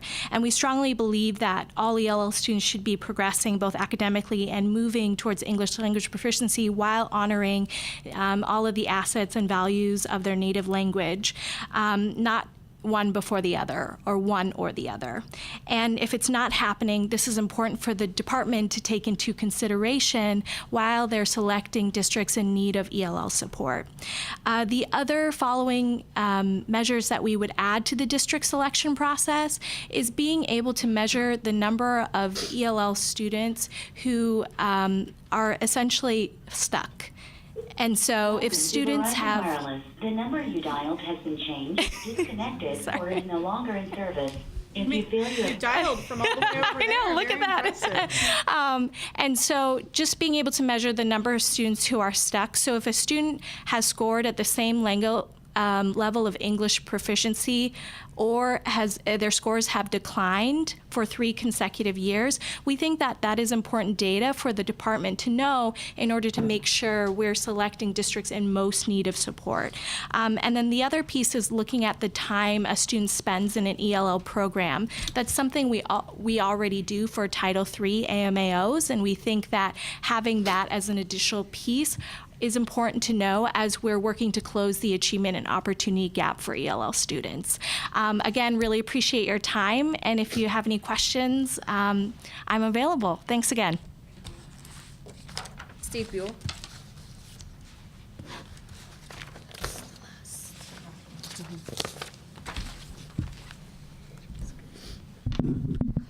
Good morning, Chair Summer and members of the board.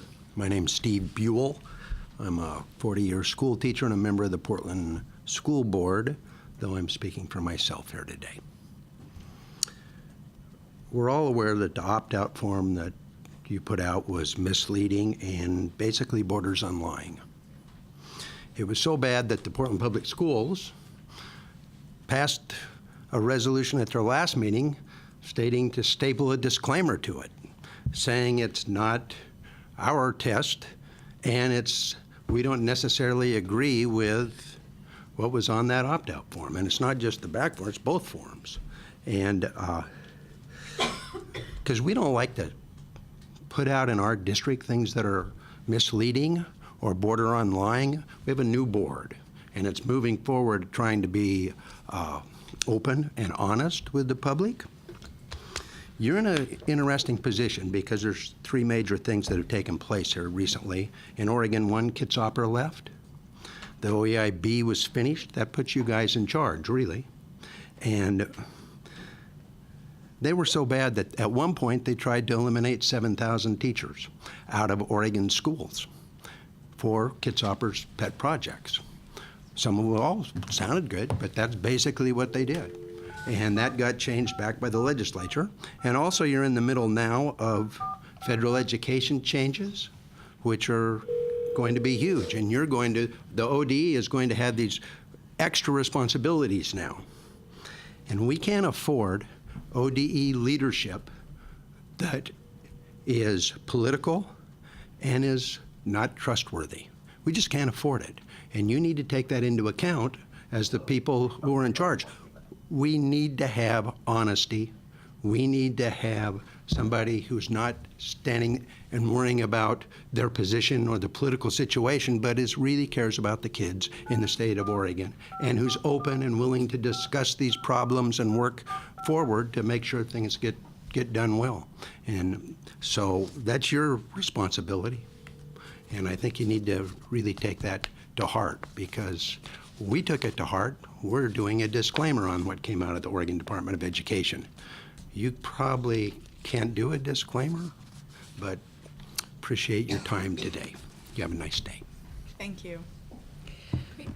That is the last of our public comments. So the public comment period is closed, and we'll move on to item 3, adoption of the consent agenda.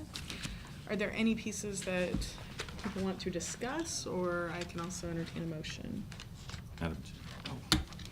So move the agenda. Okay. And I do have a question on 2, but parliamentarily, I'm hoping that we don't have to do anything more than just allow me to raise my questions on them. Okay. So we would have to go with his questions first, and then we can Yeah. go with the agenda. Would it help if I withdrew that until? I don't think so.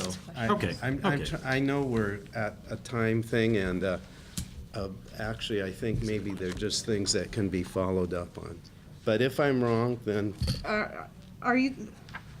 Which items are you talking about? well, let me put my cheaters on and I'll tell you.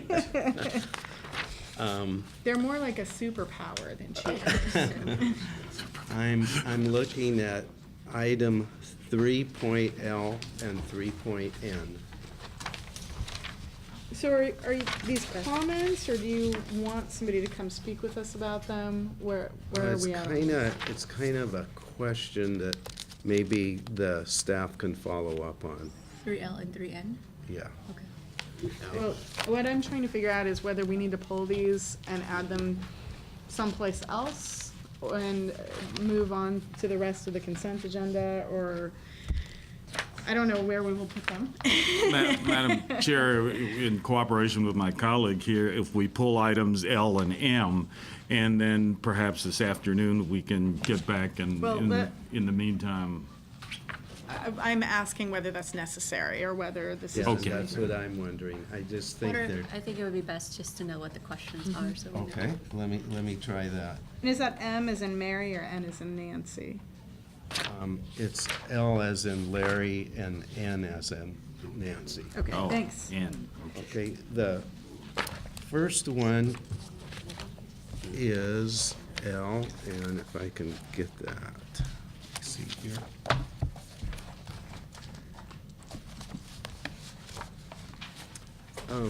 On 3.L, where written notices must now include notification of a parent's right to request an evaluation to determine if a student should have an IEP. Under fiscal impact, it says there's no fiscal impact to the Oregon Department of Education, but I think that there would be a substantial fiscal impact to the school districts. And I think that that needs to be considered when we look at these items. There is more than this one where I'm pretty sure there's a sizable fiscal impact to the implementers as compared to the State Department of Education. Okay. And so I'm just mentioning that as in the future, when we work on the fiscal impact part, we can proceed in saying maybe none in the districts, but State Department, maybe none in the State Department, but in the districts, and I know that this one is substantial.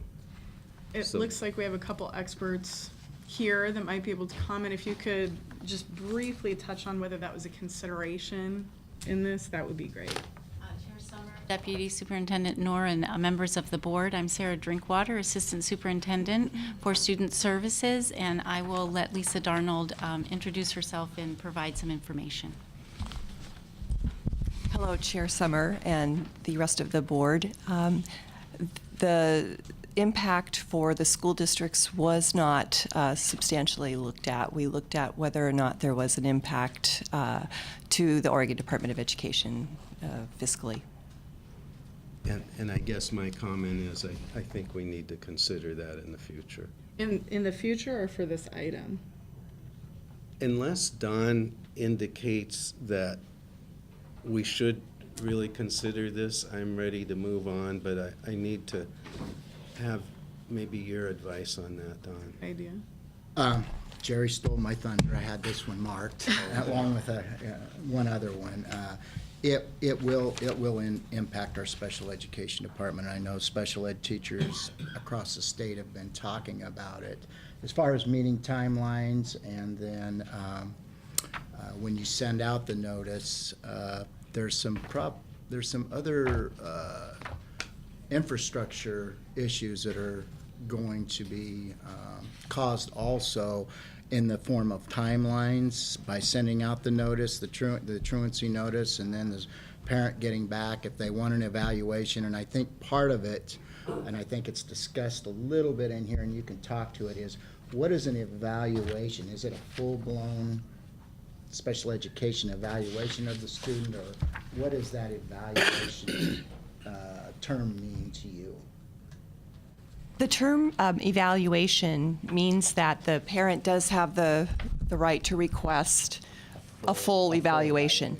And then the district can then respond accordingly in regards to whether or not the district would accept that or believe that a full evaluation was not necessary for various reasons based on data.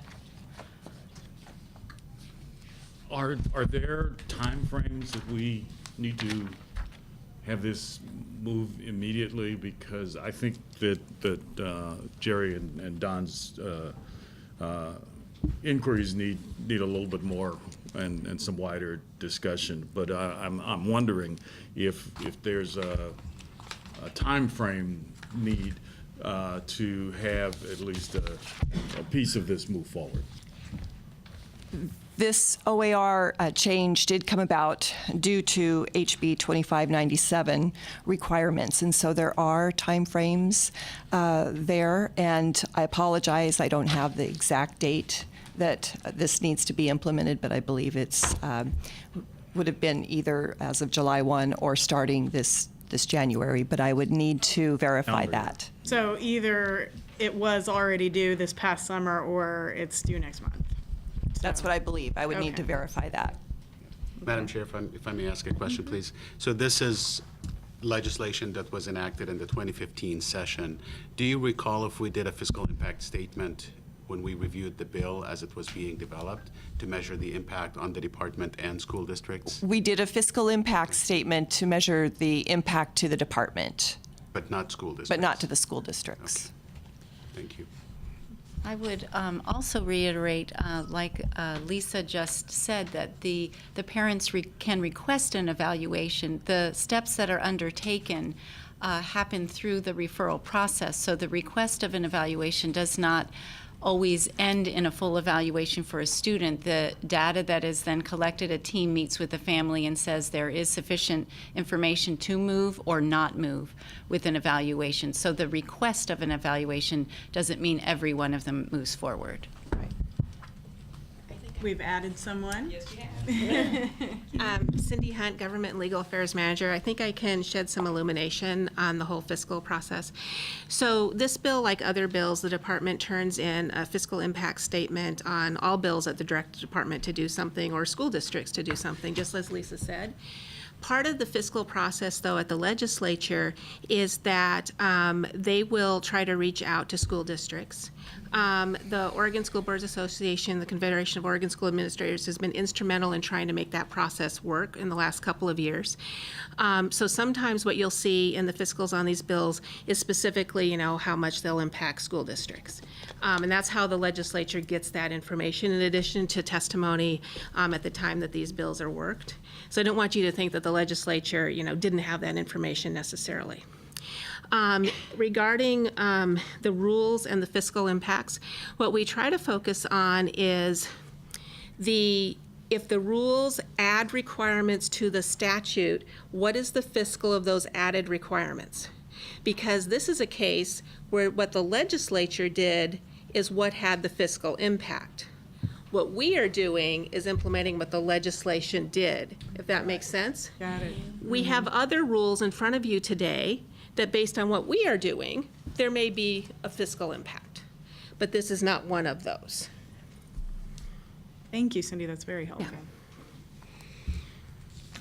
Any additional questions or comments on this item? No, just that I think that we're being reactive to something the legislature did. Yeah. And to be honest, I don't know that you have a lot of leeway in what you can do. So for a school district, it would vary from school district to school district depending on their truancy policies and issues, and some of those are under statute, but some districts also elect to go above and beyond the statute and notifying parents when a child is missing, becoming chronic absenteeism. So I know we have a program in where we work with the judicial system within Multnomah and Clackamas County, and it's really not in a punitive way, it's really to find out what resources that we can gain for the child. But it will have an impact on our special education department and other special education departments in other districts. But to be honest with you, I don't know that the bill has been passed. I don't know. It would be something that I think would be great for districts to keep data and to be able to go back to the legislative session and say, is it helping, and to be truthful, are there some students out there that should be identified that the reason that they're missing school could be something that each school district could be doing? And what's it cost? And what's it cost, yeah. And I'm okay to move on that to the next one. Okay, let's talk about Nancy. Yeah. And this one, if you look at the purple page 3.N at the very bottom, it says, "The decision to offer a full-day program is left to the discretion of individual districts." And I'm wondering if the department could get data for us on how many of the 197 school districts are holding full-day kindergarten. And then secondly, is there any interest in the legislature in coming sessions to require full-day kindergarten for all districts in the state? I do understand that in some districts, because of space, it becomes a financial nightmare. But I've heard so many benefits about full-day kindergarten, and I know that we're one of the few states that don't require full-day kindergarten. It would be interesting to follow up. I have no idea what the percentage is now in our state, but I'm guessing it's quite high.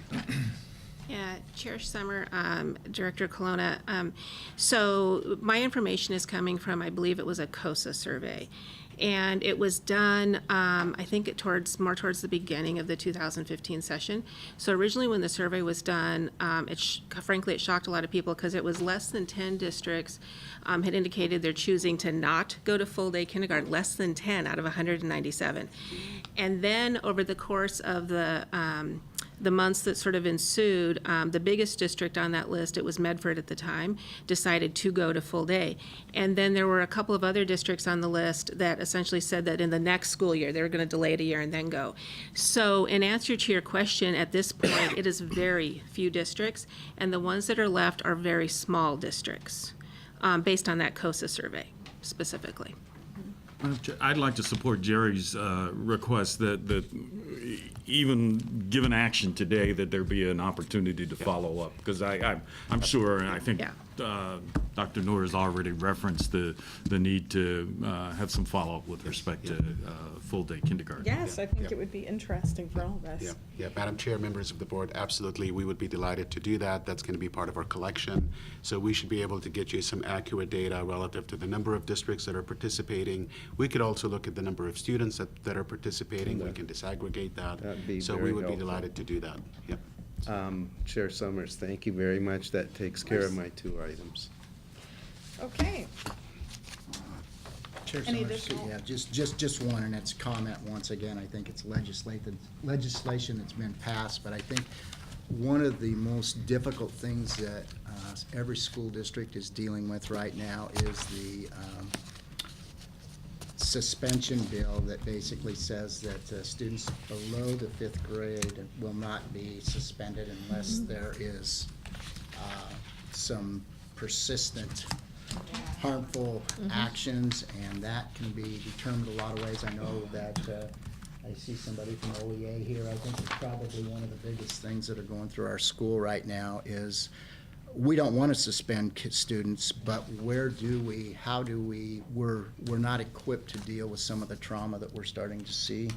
And going back to Jerry's fiscal impact, I think the fiscal impact is going to be on the school districts because sometimes if you cannot send them home for whether it's an evaluation or something like that, we're going to have to find out ways to educate them, and it's a huge issue in all school districts that we're to be honest with, our teachers have not been trained to deal with that. Our administrators haven't been trained to deal with some of the behaviors that we're seeing. So anything that I think this board can do in the future I think we're talking about early childhood education and trying to reach out and engage our families and communities to provide, whether it's mental health services or some special education services that are needed to help these students. But there are classroom clears being conducted in a lot of classrooms throughout Oregon because trying to protect not only the safety of the student who is having some behavior issues, but also the other students that are in the room. think the key there that you're talking about is identifying and intervening rather than being reactive with something like suspension. And I don't know what we can do at this level. I sort of wonder, is this a legislative issue, or, you know, where should we go? But you're right, the trauma that children are experiencing now is not something that we're familiar with yet. It's new, and I feel like it's critical. Madam Chair, I think in our own colleagues' district, they are looking at ways, including community connections. I think it's another piece on a future agenda. But I think there are some significant pieces, as you have said, they are new. We haven't dealt with this for the most part in most districts, and I think it would be helpful, perhaps late winter or early spring, to have some follow-up and to see perhaps what the department's seeing in terms of best practice, in terms of how some of the different networks that are connecting, and I think it'd be in our best interest to be informed, and maybe even get out and see some of what's going on. Can you imagine an agenda where we have space for an information item? Scary. That would be great. I'd be on the horizon. Well, we'll things be to glad to do consider that. first. Okay. Any other comments or questions about the consent agenda? Okay, I would also entertain a motion.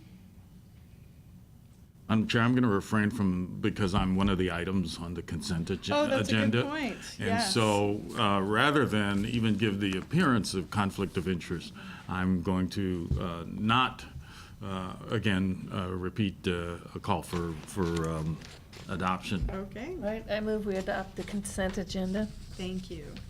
Second. All right, all those in favor say aye. Aye. Opposed? Aye. Oh, sorry, Charles, I didn't even know you were still on the phone. And I'll abstain. And we have one abstention. Thank you. Motion passes. Okay. Charles, it's Miranda. What is your schedule for staying on the line to listen to a few of the upcoming items? I'm going to be on also some part of the ELL conversation for the next 15 minutes, and then I'll be back with you after lunch for the mascot conversation. Okay. Well, I think we will be skipping our morning break then and moving to item 4A.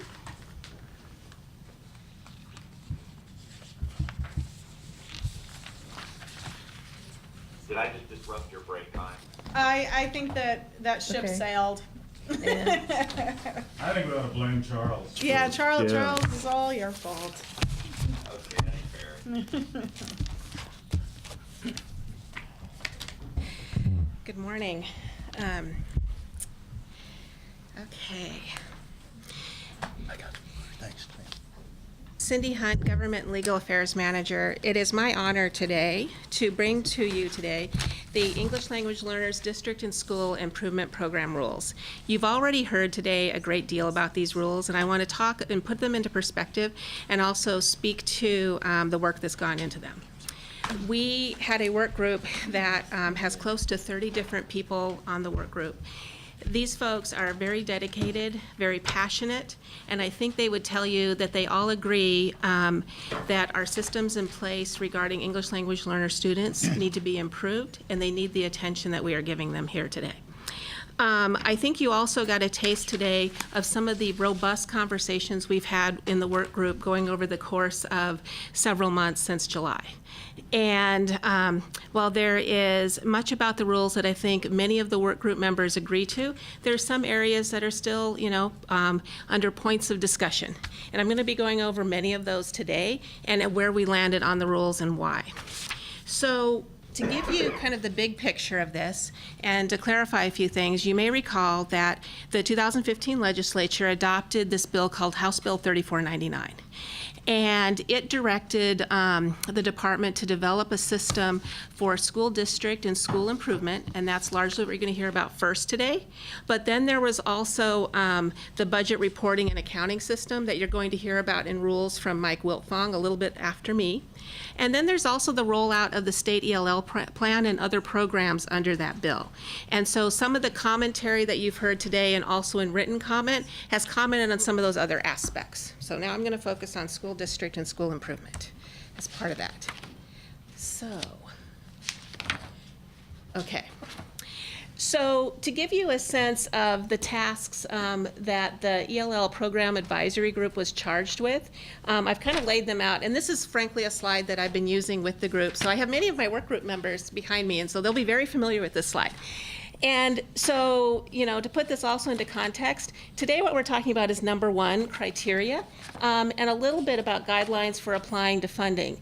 But what you'll see there is many other aspects of the ongoing work that will take place over the course of the next year. And some of these items I anticipate that you'll be hearing about also in the course of the next year. So this slide I had presented to you in October, laying out a visualization of how we are selecting the districts and then the schools. And I'm going to get into more of the details in these boxes. It's been amended since October, but the first thing is to look at what we call objective criteria. That's data analysis on how you pick the districts. And those are things like graduation rates, academic achievement on SBAC, language acquisition improvement on ELPA. And so those are the first things that we look at regarding objective data that the department has. And then we apply to that what we call subjective criteria. And in the bill, it said that we needed to consider student demographic information, okay? And so we look at things like the demographic information, like numbers of kids in poverty, numbers of kids who has multiple home languages, these kinds of things. And then after that, we apply the subjective criteria, which is, you know, things like geographic diversity, how much funding we have, and that kind of stuff. And what we end up with is a group of districts that the department will then approach and say, look, you've been selected for this. You're going to fall into one of two categories, transformation or target districts. If you have a level of commitment within your district leadership, within your school leadership to do this work, you're likely to fall into the transformation category. The transformation districts will have technical assistance, progressive interventions over the course of 4 years that are worked on collaboratively with the districts and the department. These districts will also have probably 1 to 3 schools that we'll be focusing on very specifically. These districts will also receive some grant funds. And then we'll have targeted districts as well. These districts are also for 4 years. They'll get technical assistance and less intensive interventions. At the end of the 4-year cycle, though, for both groups of districts, if the districts have not shown improvement on student progress indicators, and then the department is told in the legislation that we can direct how these districts spend their ELL money that they're getting from the state school fund. And you've probably heard some testimony relating to that money today. So that's kind of the big picture. And I'm going to get into more of the specifics about what's going on with the rules and the selection process. Regarding the timing, that was another question that came up in one of the comments, is that this process that I've laid out here, if these rules are adopted here today, the data that's used in the rules, a lot of the data we have right now, we're looking for some finalized data. I think it's on graduation rate. They'll be finalized by February. So we'll be, you know, cranking this through the data systems and so forth, and coming up with the lists of schools likely in March, April, approaching the schools, going into kind of the late spring into the summer. So that's kind of the timing of this whole process. And so then the districts and then those schools that are selected would know by the summer that they are selected and the program would be launched. Okay. So now to go over some of the details. So the the program itself, one of the biggest things I think that the work group certainly discussed and also came up in public comment, and it was also discussed around 3499, is the district selection process. And one of the debates originally was, is it the department selecting these districts, or do they self-select in? Well, the bill tells the department to select the districts. It is the department selecting it. However, there was also a concern raised that they did not, and when I say they, I mean the work group specifically, did not want, once the districts were selected, sort of this penalty box sort of system, right, where they're stigmatized or something. And so we worked very hard in the rules to talk about a system where once a district is selected, it is a collaborative and partnership process, right? And so the piece around picking schools for individual attention, that's a collaborative process with the districts that are selected. We have some experience with our focus and priority school model of doing this, and so we believe we can carry forward those lessons and that process kind of into this as well. But we also very much clarified in the rules, like I said, that it is the department picking the districts. The districts that are picked cannot opt out of this. So that was very important, I think, to the work group, and just the tone of how this is moving forward. Also, you'll see that tone reflected in the fact that the districts, one of the groups of districts that is selected is called transformation districts. That was very intentional about, the picking of that language. The school selection process, in the rules when they appeared before you in October, talked more specifically about how many schools and like the size of the districts and so forth.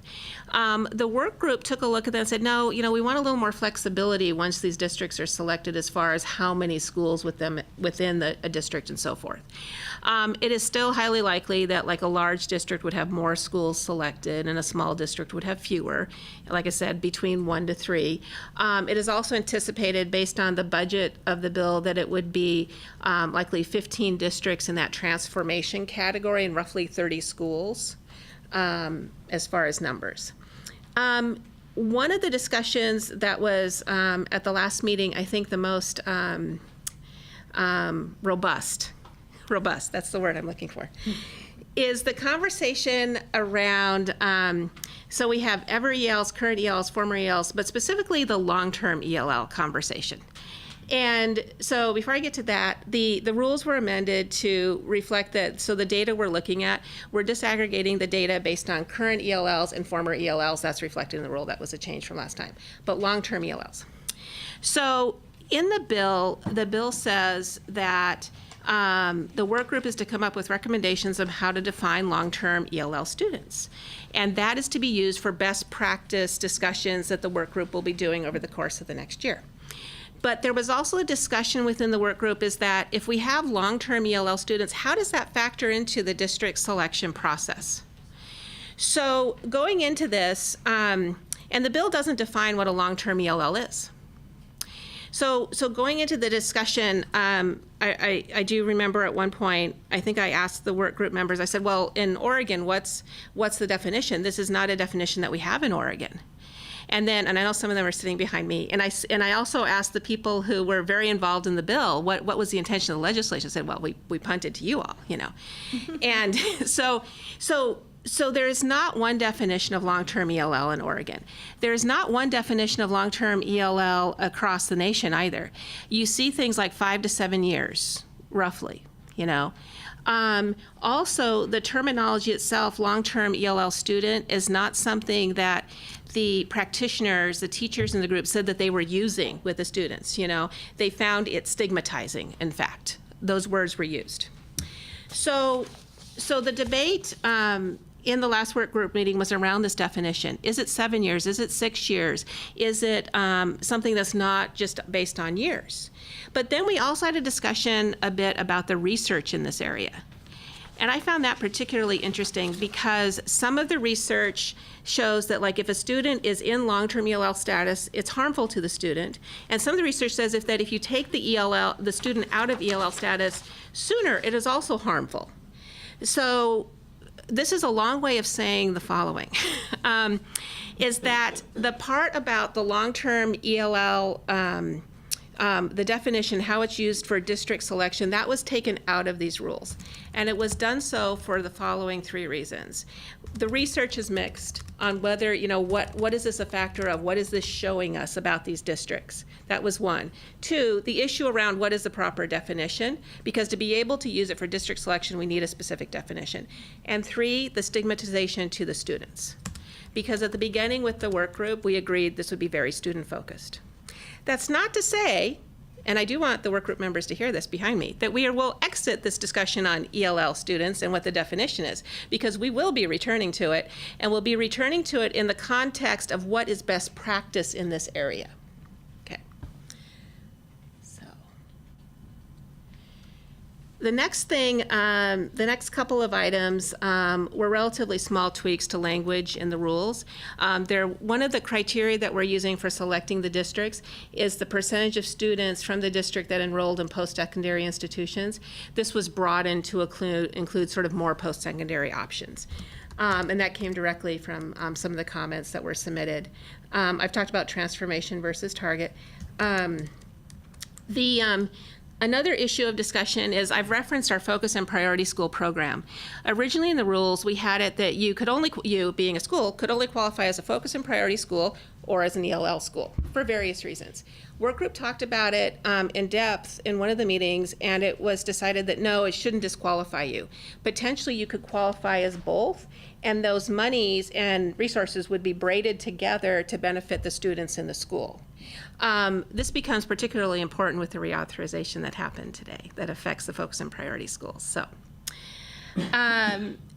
there was a discussion around, the school district size, if we should pick a certain number of large districts, small districts. The rules don't tell us. The rules will be based on the data, basically, as far as that goes. But we kept the geographic diversity sort of factor. And one of the reasons is because sometimes, what works over here in, down the I-5 corridor doesn't necessarily work in Eastern Oregon. And we felt that, one of the components of this whole program is that other schools and districts are going to learn from these schools, And so it was good to have a diversity of districts selected so that people in Eastern Oregon can learn from people, that kind of thing. So that's what the rules say today. Okay. Let's see here. Cindy, under the district selection, when it's a couple of the factors considered are students who are mobile and who are migrant. Yeah. Can you explain what the difference is for me? Yeah, so there's a special designation if a student is a migrant student. We collect data specifically under a federal program. Mobility refers to students moving in and out of districts. Oh, okay. So there are a couple of our work group members are from school districts that have seen a large influx of students kind of moving in and out of districts and have expressed how that really does impact these programs, So that's why that factor is in the metro area, we in there. have students that have changed districts 5 times in a single school year. Yeah. Especially in a Hey, highly Josh. contiguous area. So I want to introduce Josh Rue. Josh is from our research area, and he would call himself a scientist. I would agree with that assertion. Josh has been instrumental in this process in that Josh is I'm going to call him my data guy now, but he goes through and he's looked at the data and come up with sort of the model that we're applying on the demographic information. And so I know that you could specifically probably speak to the differences, right? I could certainly define Yeah. what we're going to do and provide information regarding each of the data elements. First, this is my second time ever talking in front of the board, so I need to say good morning, Chair, board members, Deputy Superintendent Knorr. And as I do this more often, I'll be more accustomed to it. But as Cindy mentioned in this presentation, we're going to use in phase 1 of the selection 2 different composite indicators, one reflecting outcomes, the other one reflecting need. The need is based on the demographics of the district, and it's various demographics, and 2 that were mentioned were the migrant and the mobility. And mobility is part of the migrant, but in the definition we use for our mobility, we also include, in addition to students who were enrolled in more than one school during the school year, we looked at students who started late in a Oregon public school or left early without a diploma or any type of credential, as well as students who had a significant gap in one school during their enrollment, a gap equal to 10 or more school days. And so it's a measure we use for the report card and other accountability features. And so, but we have additional demographics we use as well. We're looking at the percent of current and former English learners that are economically disadvantaged, as well as the percent that are homeless, the percent that, let's see, oh, you have them right here. Oh, yes. All right. So the percent that are recent arrivers. We also looked at, instead of using the percent of all students in the district that are economically disadvantaged, we're going to use the SAPI data, which is part of the funding formula. And then lastly, Cindy mentioned we're going to use a unique count of home languages in the district. So a lot of the reasons that we selected these particular demographic information is that that information is available, it's verifiable. We collect it annually, Yeah. we report it in other avenues. It's things that we intend to report in other projects as well. It also came out of discussions with the work group about things that kind of impact these programs, you know. So that's, so now moving forward. Before we yeah. jump ahead, Charles, did you have a comment that you wanted to make? Are you? Yeah, thank you. I'm sorry to have to leave, and I'm sorry to interrupt your flow, Cindy. I really appreciate the incredibly hard work, but if I could just make a couple of comments, and I'll let the board continue the discussion. And it's not quite up. He hasn't quite covered all of the little points I wanted to make, but I've only got three quick comments. Is that okay? Go for it. Okay, the first comment I wanted to make was, I mentioned this in October, and I just wanted to reiterate, assuming the board adopts these rules, I expressed a little bit of concern around just the subtle language. I appreciated Cindy's comment around not wanting to create a penalty box. On the other hand, I do think that the language matters, and I feel like we're at the moment that the rules are not quite strong enough as it relates to this process. So, for example, under the district eligibility and selection, it starts with, point 1 says, to be eligible for selection as an ELL transformation or target district.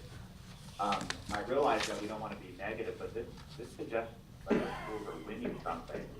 And I think we need to be a little bit more transparent about this process. I heard this earlier, but I really strongly recommend that we consider language that it uses the word identification instead of selection, because that's what's really going on. This is not a competition. The reasons that the schools would be identified are complicated, and I know that's why we don't want to create a punitive framing. But to suggest that it's a competition in the language seems to be over worrying about the penalty language. So I am personally continue to be concerned and recommend that we use the word identification rather than selection in various places, including in the headings and in language like under number 1. I really appreciated the comments about long-term EL status. I think this is a complicated area scientifically, and I realize as it relates to the identification process, using long-term when its effects are equivocal in terms of outcomes for students is problematic. But I also know for those that have pushed on this issue hard, and for those of us that do work with this population, unpacking those effects is really important. So Cindy, your comment about coming back to this, I think, is essential. So it may not be used for identification, but I think that this aggregation part of understanding better how long-term ELL status affects students in Oregon is essential to capture. Perhaps not in this rule, but I do think that's a critical issue. The final point I wanted to make, again, operating on the assumption that the board may adopt these rules, is on the section under ELL transformation district, under point 2, it says identify the specific interventions and technical assistance to be provided to ELL transformation districts, which may include grant funds. My suggestion is that because this transformation schools actually get specific interventions in addition to technical assistance, I strongly encourage us to be more precise with when we say identify the specific interventions. I think we should bind that in some way to evidence-based interventions. So it's not just interventions that may or may not be grounded in outcomes, but that we say identify the specific evidence-based interventions and technical assistance. That binds us to a kind of outcome accountability, and I think that language is really important in the rules. So I'm sorry to interject at an odd time, but I know I can't begin to vote on this, so I wanted to make those comments before I signed off for now, and then I'll join you again after lunch. Thanks, Charles. I think that your comments are interesting because as I look through this, the heading district selection actually doesn't match the majority of the language, being much more identifying Identification. in nature. Right. So it's, I agree with you. Yeah. Okay, thanks everyone. Thanks. We'll talk to you soon. Okay, bye. Yeah, I think we've used both words interchangeably, selection and identified, but I understand what Charles is saying, that perhaps there is a difference, but we've used both kind of interchangeably. And then I appreciate, as always, his comments about evidence-based relating to specific interventions, and actually I would expand it to the whole improvement system. We have tried to certainly be very evidence-based, so that is very much in alignment with this.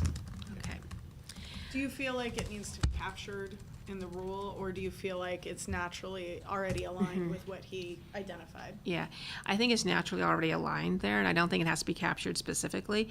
And I also know that one of the discussions on, in fact, the next work group's agenda is getting more deeply into the technical assistance piece, and I believe the evidence-based pieces will be discussed as part of that. So part of the rules too is that, I don't know if you have a sense of this yet, is that, we have an airplane and we're building it as we're flying it a little bit because, and what I mean by that is that there's elements that are continuing to be worked on, and some elements it felt premature to put them in here right now. And the elements that I would speak to really specifically are the specifics around technical assistance, because this is going to be very specific to the individual districts. Also, the expenditure of the ELL funds after 4 years was another piece that, while the work group has discussed it and there's been comments and so forth, there's a lot of kind of variability on that, and it is in 4 years. So there's a couple of those elements that I'm saying is that I think there will be more details, but it was premature at this point. Okay. So, yeah, okay. So getting back to some of the other comments that came in, let's see here. I wanted to speak to, one of the comments that came was that there should be an oversight committee. Remember, I talked about the work group. The work group is in existence till January 2nd of 2017. What this comment ended up being is not in these rules, but it was more of direction or an ask of Deputy Superintendent Knorr to create an oversight committee that would be for things not just 3499. So that's where that's at. Previously, we talked about the very small district support, and those would be school districts with less than 20 ELL students.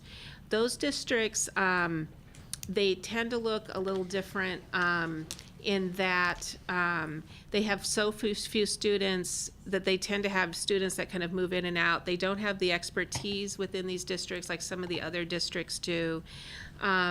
Where those are reflected is that the department will be doing a regionalized contract system so that it will be ESDs, perhaps some large districts that are providing support to these very small districts. Because part of what we see is that these districts could be going along and they have no ELL students, and then suddenly they do, and they don't have an ELL director, they don't have the expertise. So having that regional support seemed better, like a better model than identifying them through this process. So that's how they are being addressed. And just on that point, it strikes me, maybe because I've fallen in love with the folks in Ontario, that there are a lot of the smaller rural Yeah. districts that fit in that category. And I think it'd be real helpful as this goes along, and we've sort of talked about this before, but as this goes along, to be able to highlight some of what is really going on the ground in many of the districts Yeah. that have thousands of square miles and 85, kids in the school. Yeah. And I think this is going to allow us to really see what's happening, particularly with our Yeah. ELL students. I mean, the best practice component of the bill, and also there's an annual report in the bill that will apply to all districts. I think that will give us some of the best practice pieces too. But you cite to Ontario. Ontario actually would not even be considered a very small school district under this, because I'm thinking they have more than 20 ELL students, just based on the numbers of Four Rivers alone. These guys are, 1, 2, 3, those kinds of, they're very small, as in regards to ELL students. Yeah. Okay. So the next area that also had a robust discussion was around the use of OAKS data, SBAC data, ELPA, and ELPA 21 data. And I think you heard some of that here today.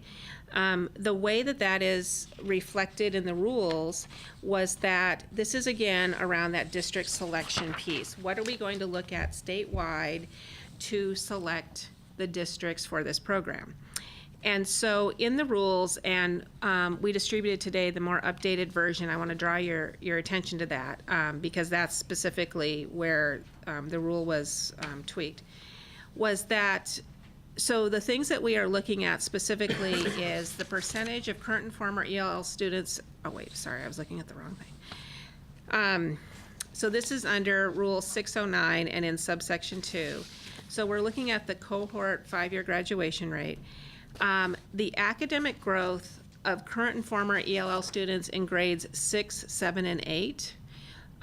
Some of the work group based on, as measured by a statewide standardized assessment. So that is SBAC or OAKS, depending on the year. Okay.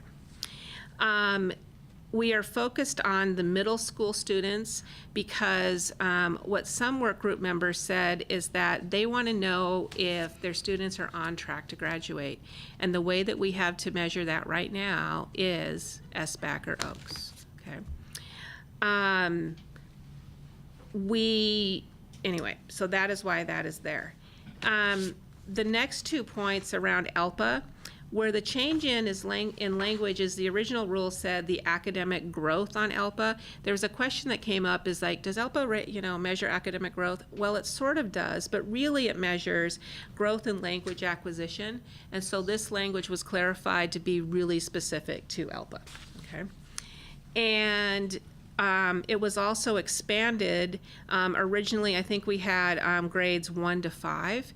Now it's grades 1 to 8. So each individual grade is measured as part of the district selection process. And then we also added, though, we are combining grades 10 to 12 as measured by ELPA, because once students are in grades 10 to 12, there's so few. And that's why we're combining those and taking one measurement of each district so that we more readily protect the identity of the students. Grade 9 is skipped because, Josh? The reason we skip grade 9 is in high school for ELPA, they take the same test, they have the same cut scores.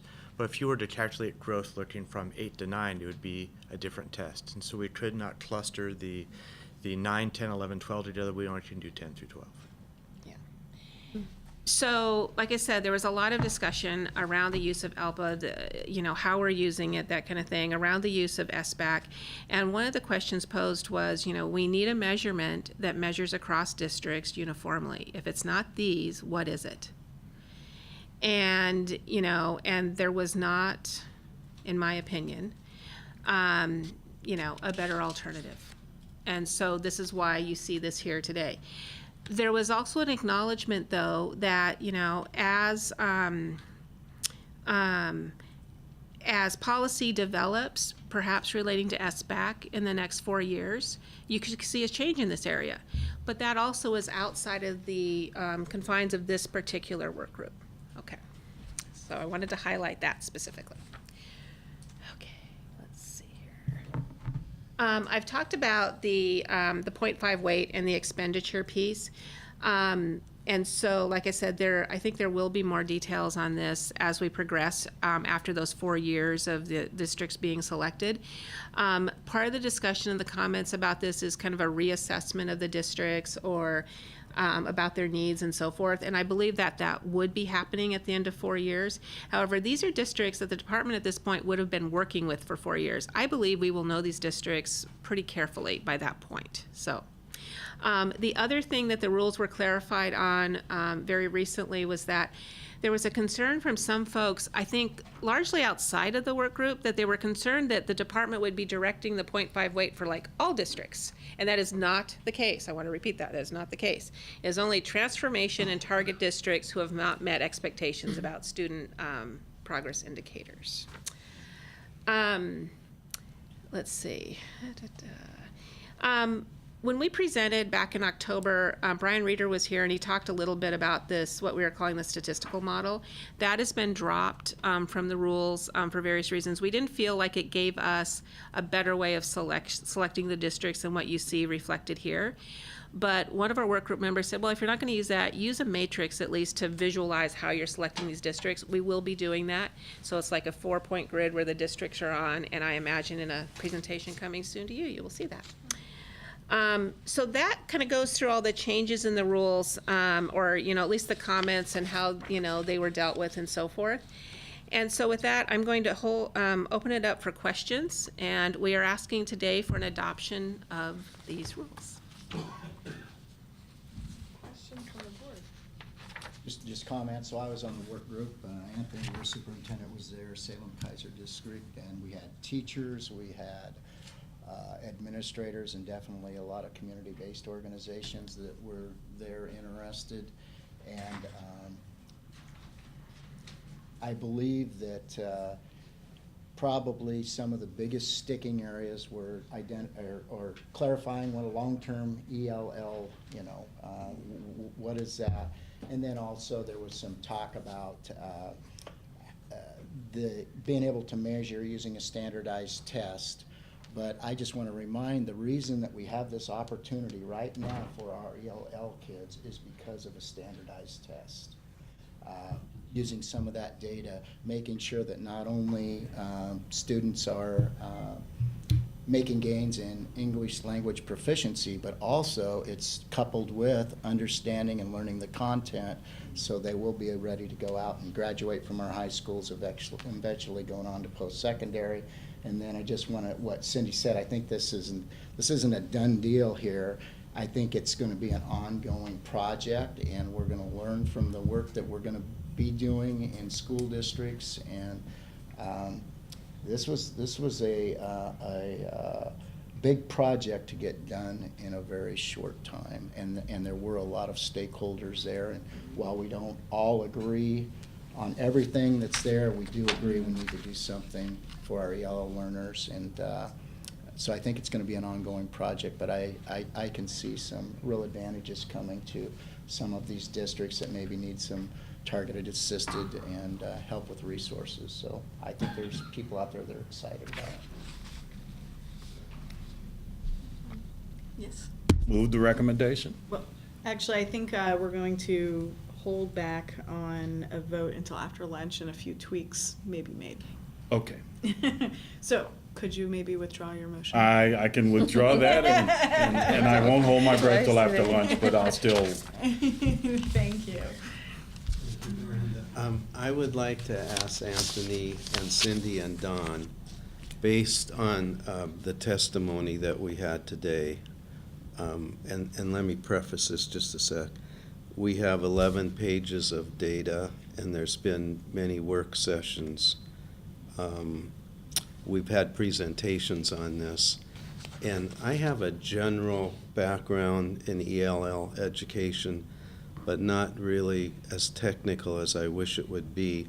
But I want to ask the three of you, because I know that you heard all of the testimony today.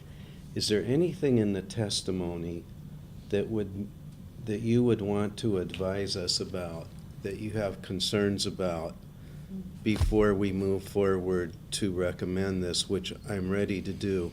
But I'm just saying, based on my own maybe lack of expertise. There may be something mentioned today that was new that we need to consider. So can the three of you help us on that?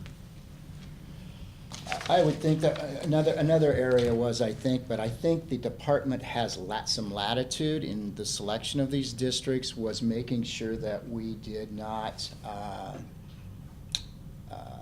punish our dual immersion programs, bilingual programs that are taking place in the state that are doing some great things.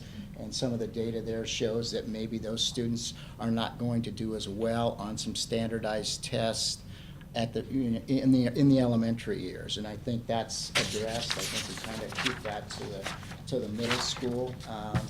So there's nothing. I think the work group. I think the idea of this is an ongoing process, because I think it will continue to evolve, will take place. But I'm happy with it, and I think it. Being able to, we're so different. I look at, we talk about Woodburn compared to David Douglas, or the amount of languages that Beaverton deals with, or Portland Public. And so we are so different, but I think this is really a move in the right direction to begin helping the kids. It's not perfect for everyone. Whenever you get that many folks, and I think everybody tries to look at their side of the fence, but overall, when you're really looking at the state, and there were people from rural Oregon there, Umatilla had folks there. I know Sutherland, where the teacher is the ELL director. They were there, and I think that's what she had, was about 20 students. And so trying to make sure that we're just not looking at some of the larger urban districts or some of the districts that have high ELL populations. So. Put me on the spot now. So I feel like I live in Woodburn, and so this is like around me all the time. So I think it's very complex right now with the information, all the testimony I've heard, and I really appreciate everybody who came up and spoke, because that's probably a reflection of those different lenses. And I feel like there's a lot of push and pull levers out there, and which one is it, right? Like Superintendent Grady was saying, is like what's good for one district might not be realistic for another because of capacity and geography. Just all kinds of things. So I'm hesitant, for one, because there's a lot to still consider, right? Because you can read everything, you can hear about it, but until you hear like what the boots on the ground, for me, because people that are actually the practitioners and the teachers and all of that, all the people that work in this, it makes you think, right? It's like, well, okay, is this is this like, are we going the right direction? So I agree with the long term. I think that's an issue. The assessment in Spanish, that's like, the assessment of the English language learners. How do we, are we getting the right information that we need from our assessments, right? So that speaks to me aloud. I think that what I would say is that I appreciate all of that work, and if Chuck was there, in the Woodburn School District, that's what it is in Woodburn, right? There's a high percentage of like the English language learners, and I definitely would, if he was in the table, he would have spoken up, and I'm sure he did, and he did. Talked to me a little bit, a lot about it. So I think for me, at the end of the day, I guess what I would say with all this information is, with the continuation of the conversation, can we keep that an inclusive conversation, right? So it just doesn't go to ODE and then everybody that was part of it kind of fall off, because then that's when the dynamics change, right? When we go through a process like this, we get it all on the front end, and then hopefully we absorb what needs to be taken, and then ODE's responsibility. I understand that, and everybody, other people have their own duties, but I think that's really important, critical in this part, because when you're thinking 40-40-20 and all of these other things, that group right there, this is probably the deal breaker, because it's huge. It's huge. It's a big group, and we need to get them there, regardless of 40-40-20, but just students and children and families and changing Oregon. You do. I just use that as a kind of a thought there, but I think that we need to keep all those players as much as we can engaged in this conversation, because again, as it evolves, all these levers, I just really think that that's where I'm at right now. But I think it is a lot of information. I wish I was sitting in those rooms, but I can only go with what I know and what I've seen. And that probably doesn't really answer the question or really get us any closer to where you wanted, but that's my comments right now. Let me answer that. I mean, I think this is what I can tell you. The work group members, I would say there's not a shy member on the work group. And I mean that as, they have been very vocal, and they have been very contributory, and they have been very at many phases in the process. And so a lot of what I heard here today, I don't know, I don't want to say 100%, but a lot of it. We had those discussions in the work group, or they have come up through prior public comment, or they've, those kinds of things, right? I think what Don and I think Anthony also expressed today is that underlying this whole bill and also this whole process, there's this tension, I think, between this state policy, the state level policy, this one size fits all, and also local, each district is different, each school is different. And so some of the tension that you hear expressed, I think, in the public comments is around, we need to be specific about, what we're doing and so forth. And I agree with that to an extent. But it's also, the push on that is a one-size-fits-all doesn't work in these programs, that has to be individual. And you will see that, reflected in here in that, it's individual districts, individual schools, and then it's this partnership with ODE with those schools, being reflected. That's the balance that's reflected in here. So if you're asking, did I hear, and I was listening in my office, I want to say that, anything today that gives me pause about the adoption of these rules today? No, I did not. That's what I was asking. Thank you. Okay, thank you. Any other comments or questions? Okay. Like I said, I think we're going to hold back on the vote until after lunch. There's going to, from talking to Salam, a few changes, and it looks like you have something. Yeah, just around the timing of that. So my suggestion to you, Chair Summer and board members, is to have these action items come back around 2:30 after we have the discussion of mascots. Okay, perfect. Okay, with that, I think we're going to break for lunch, and we'll be back at 1 p.m. I just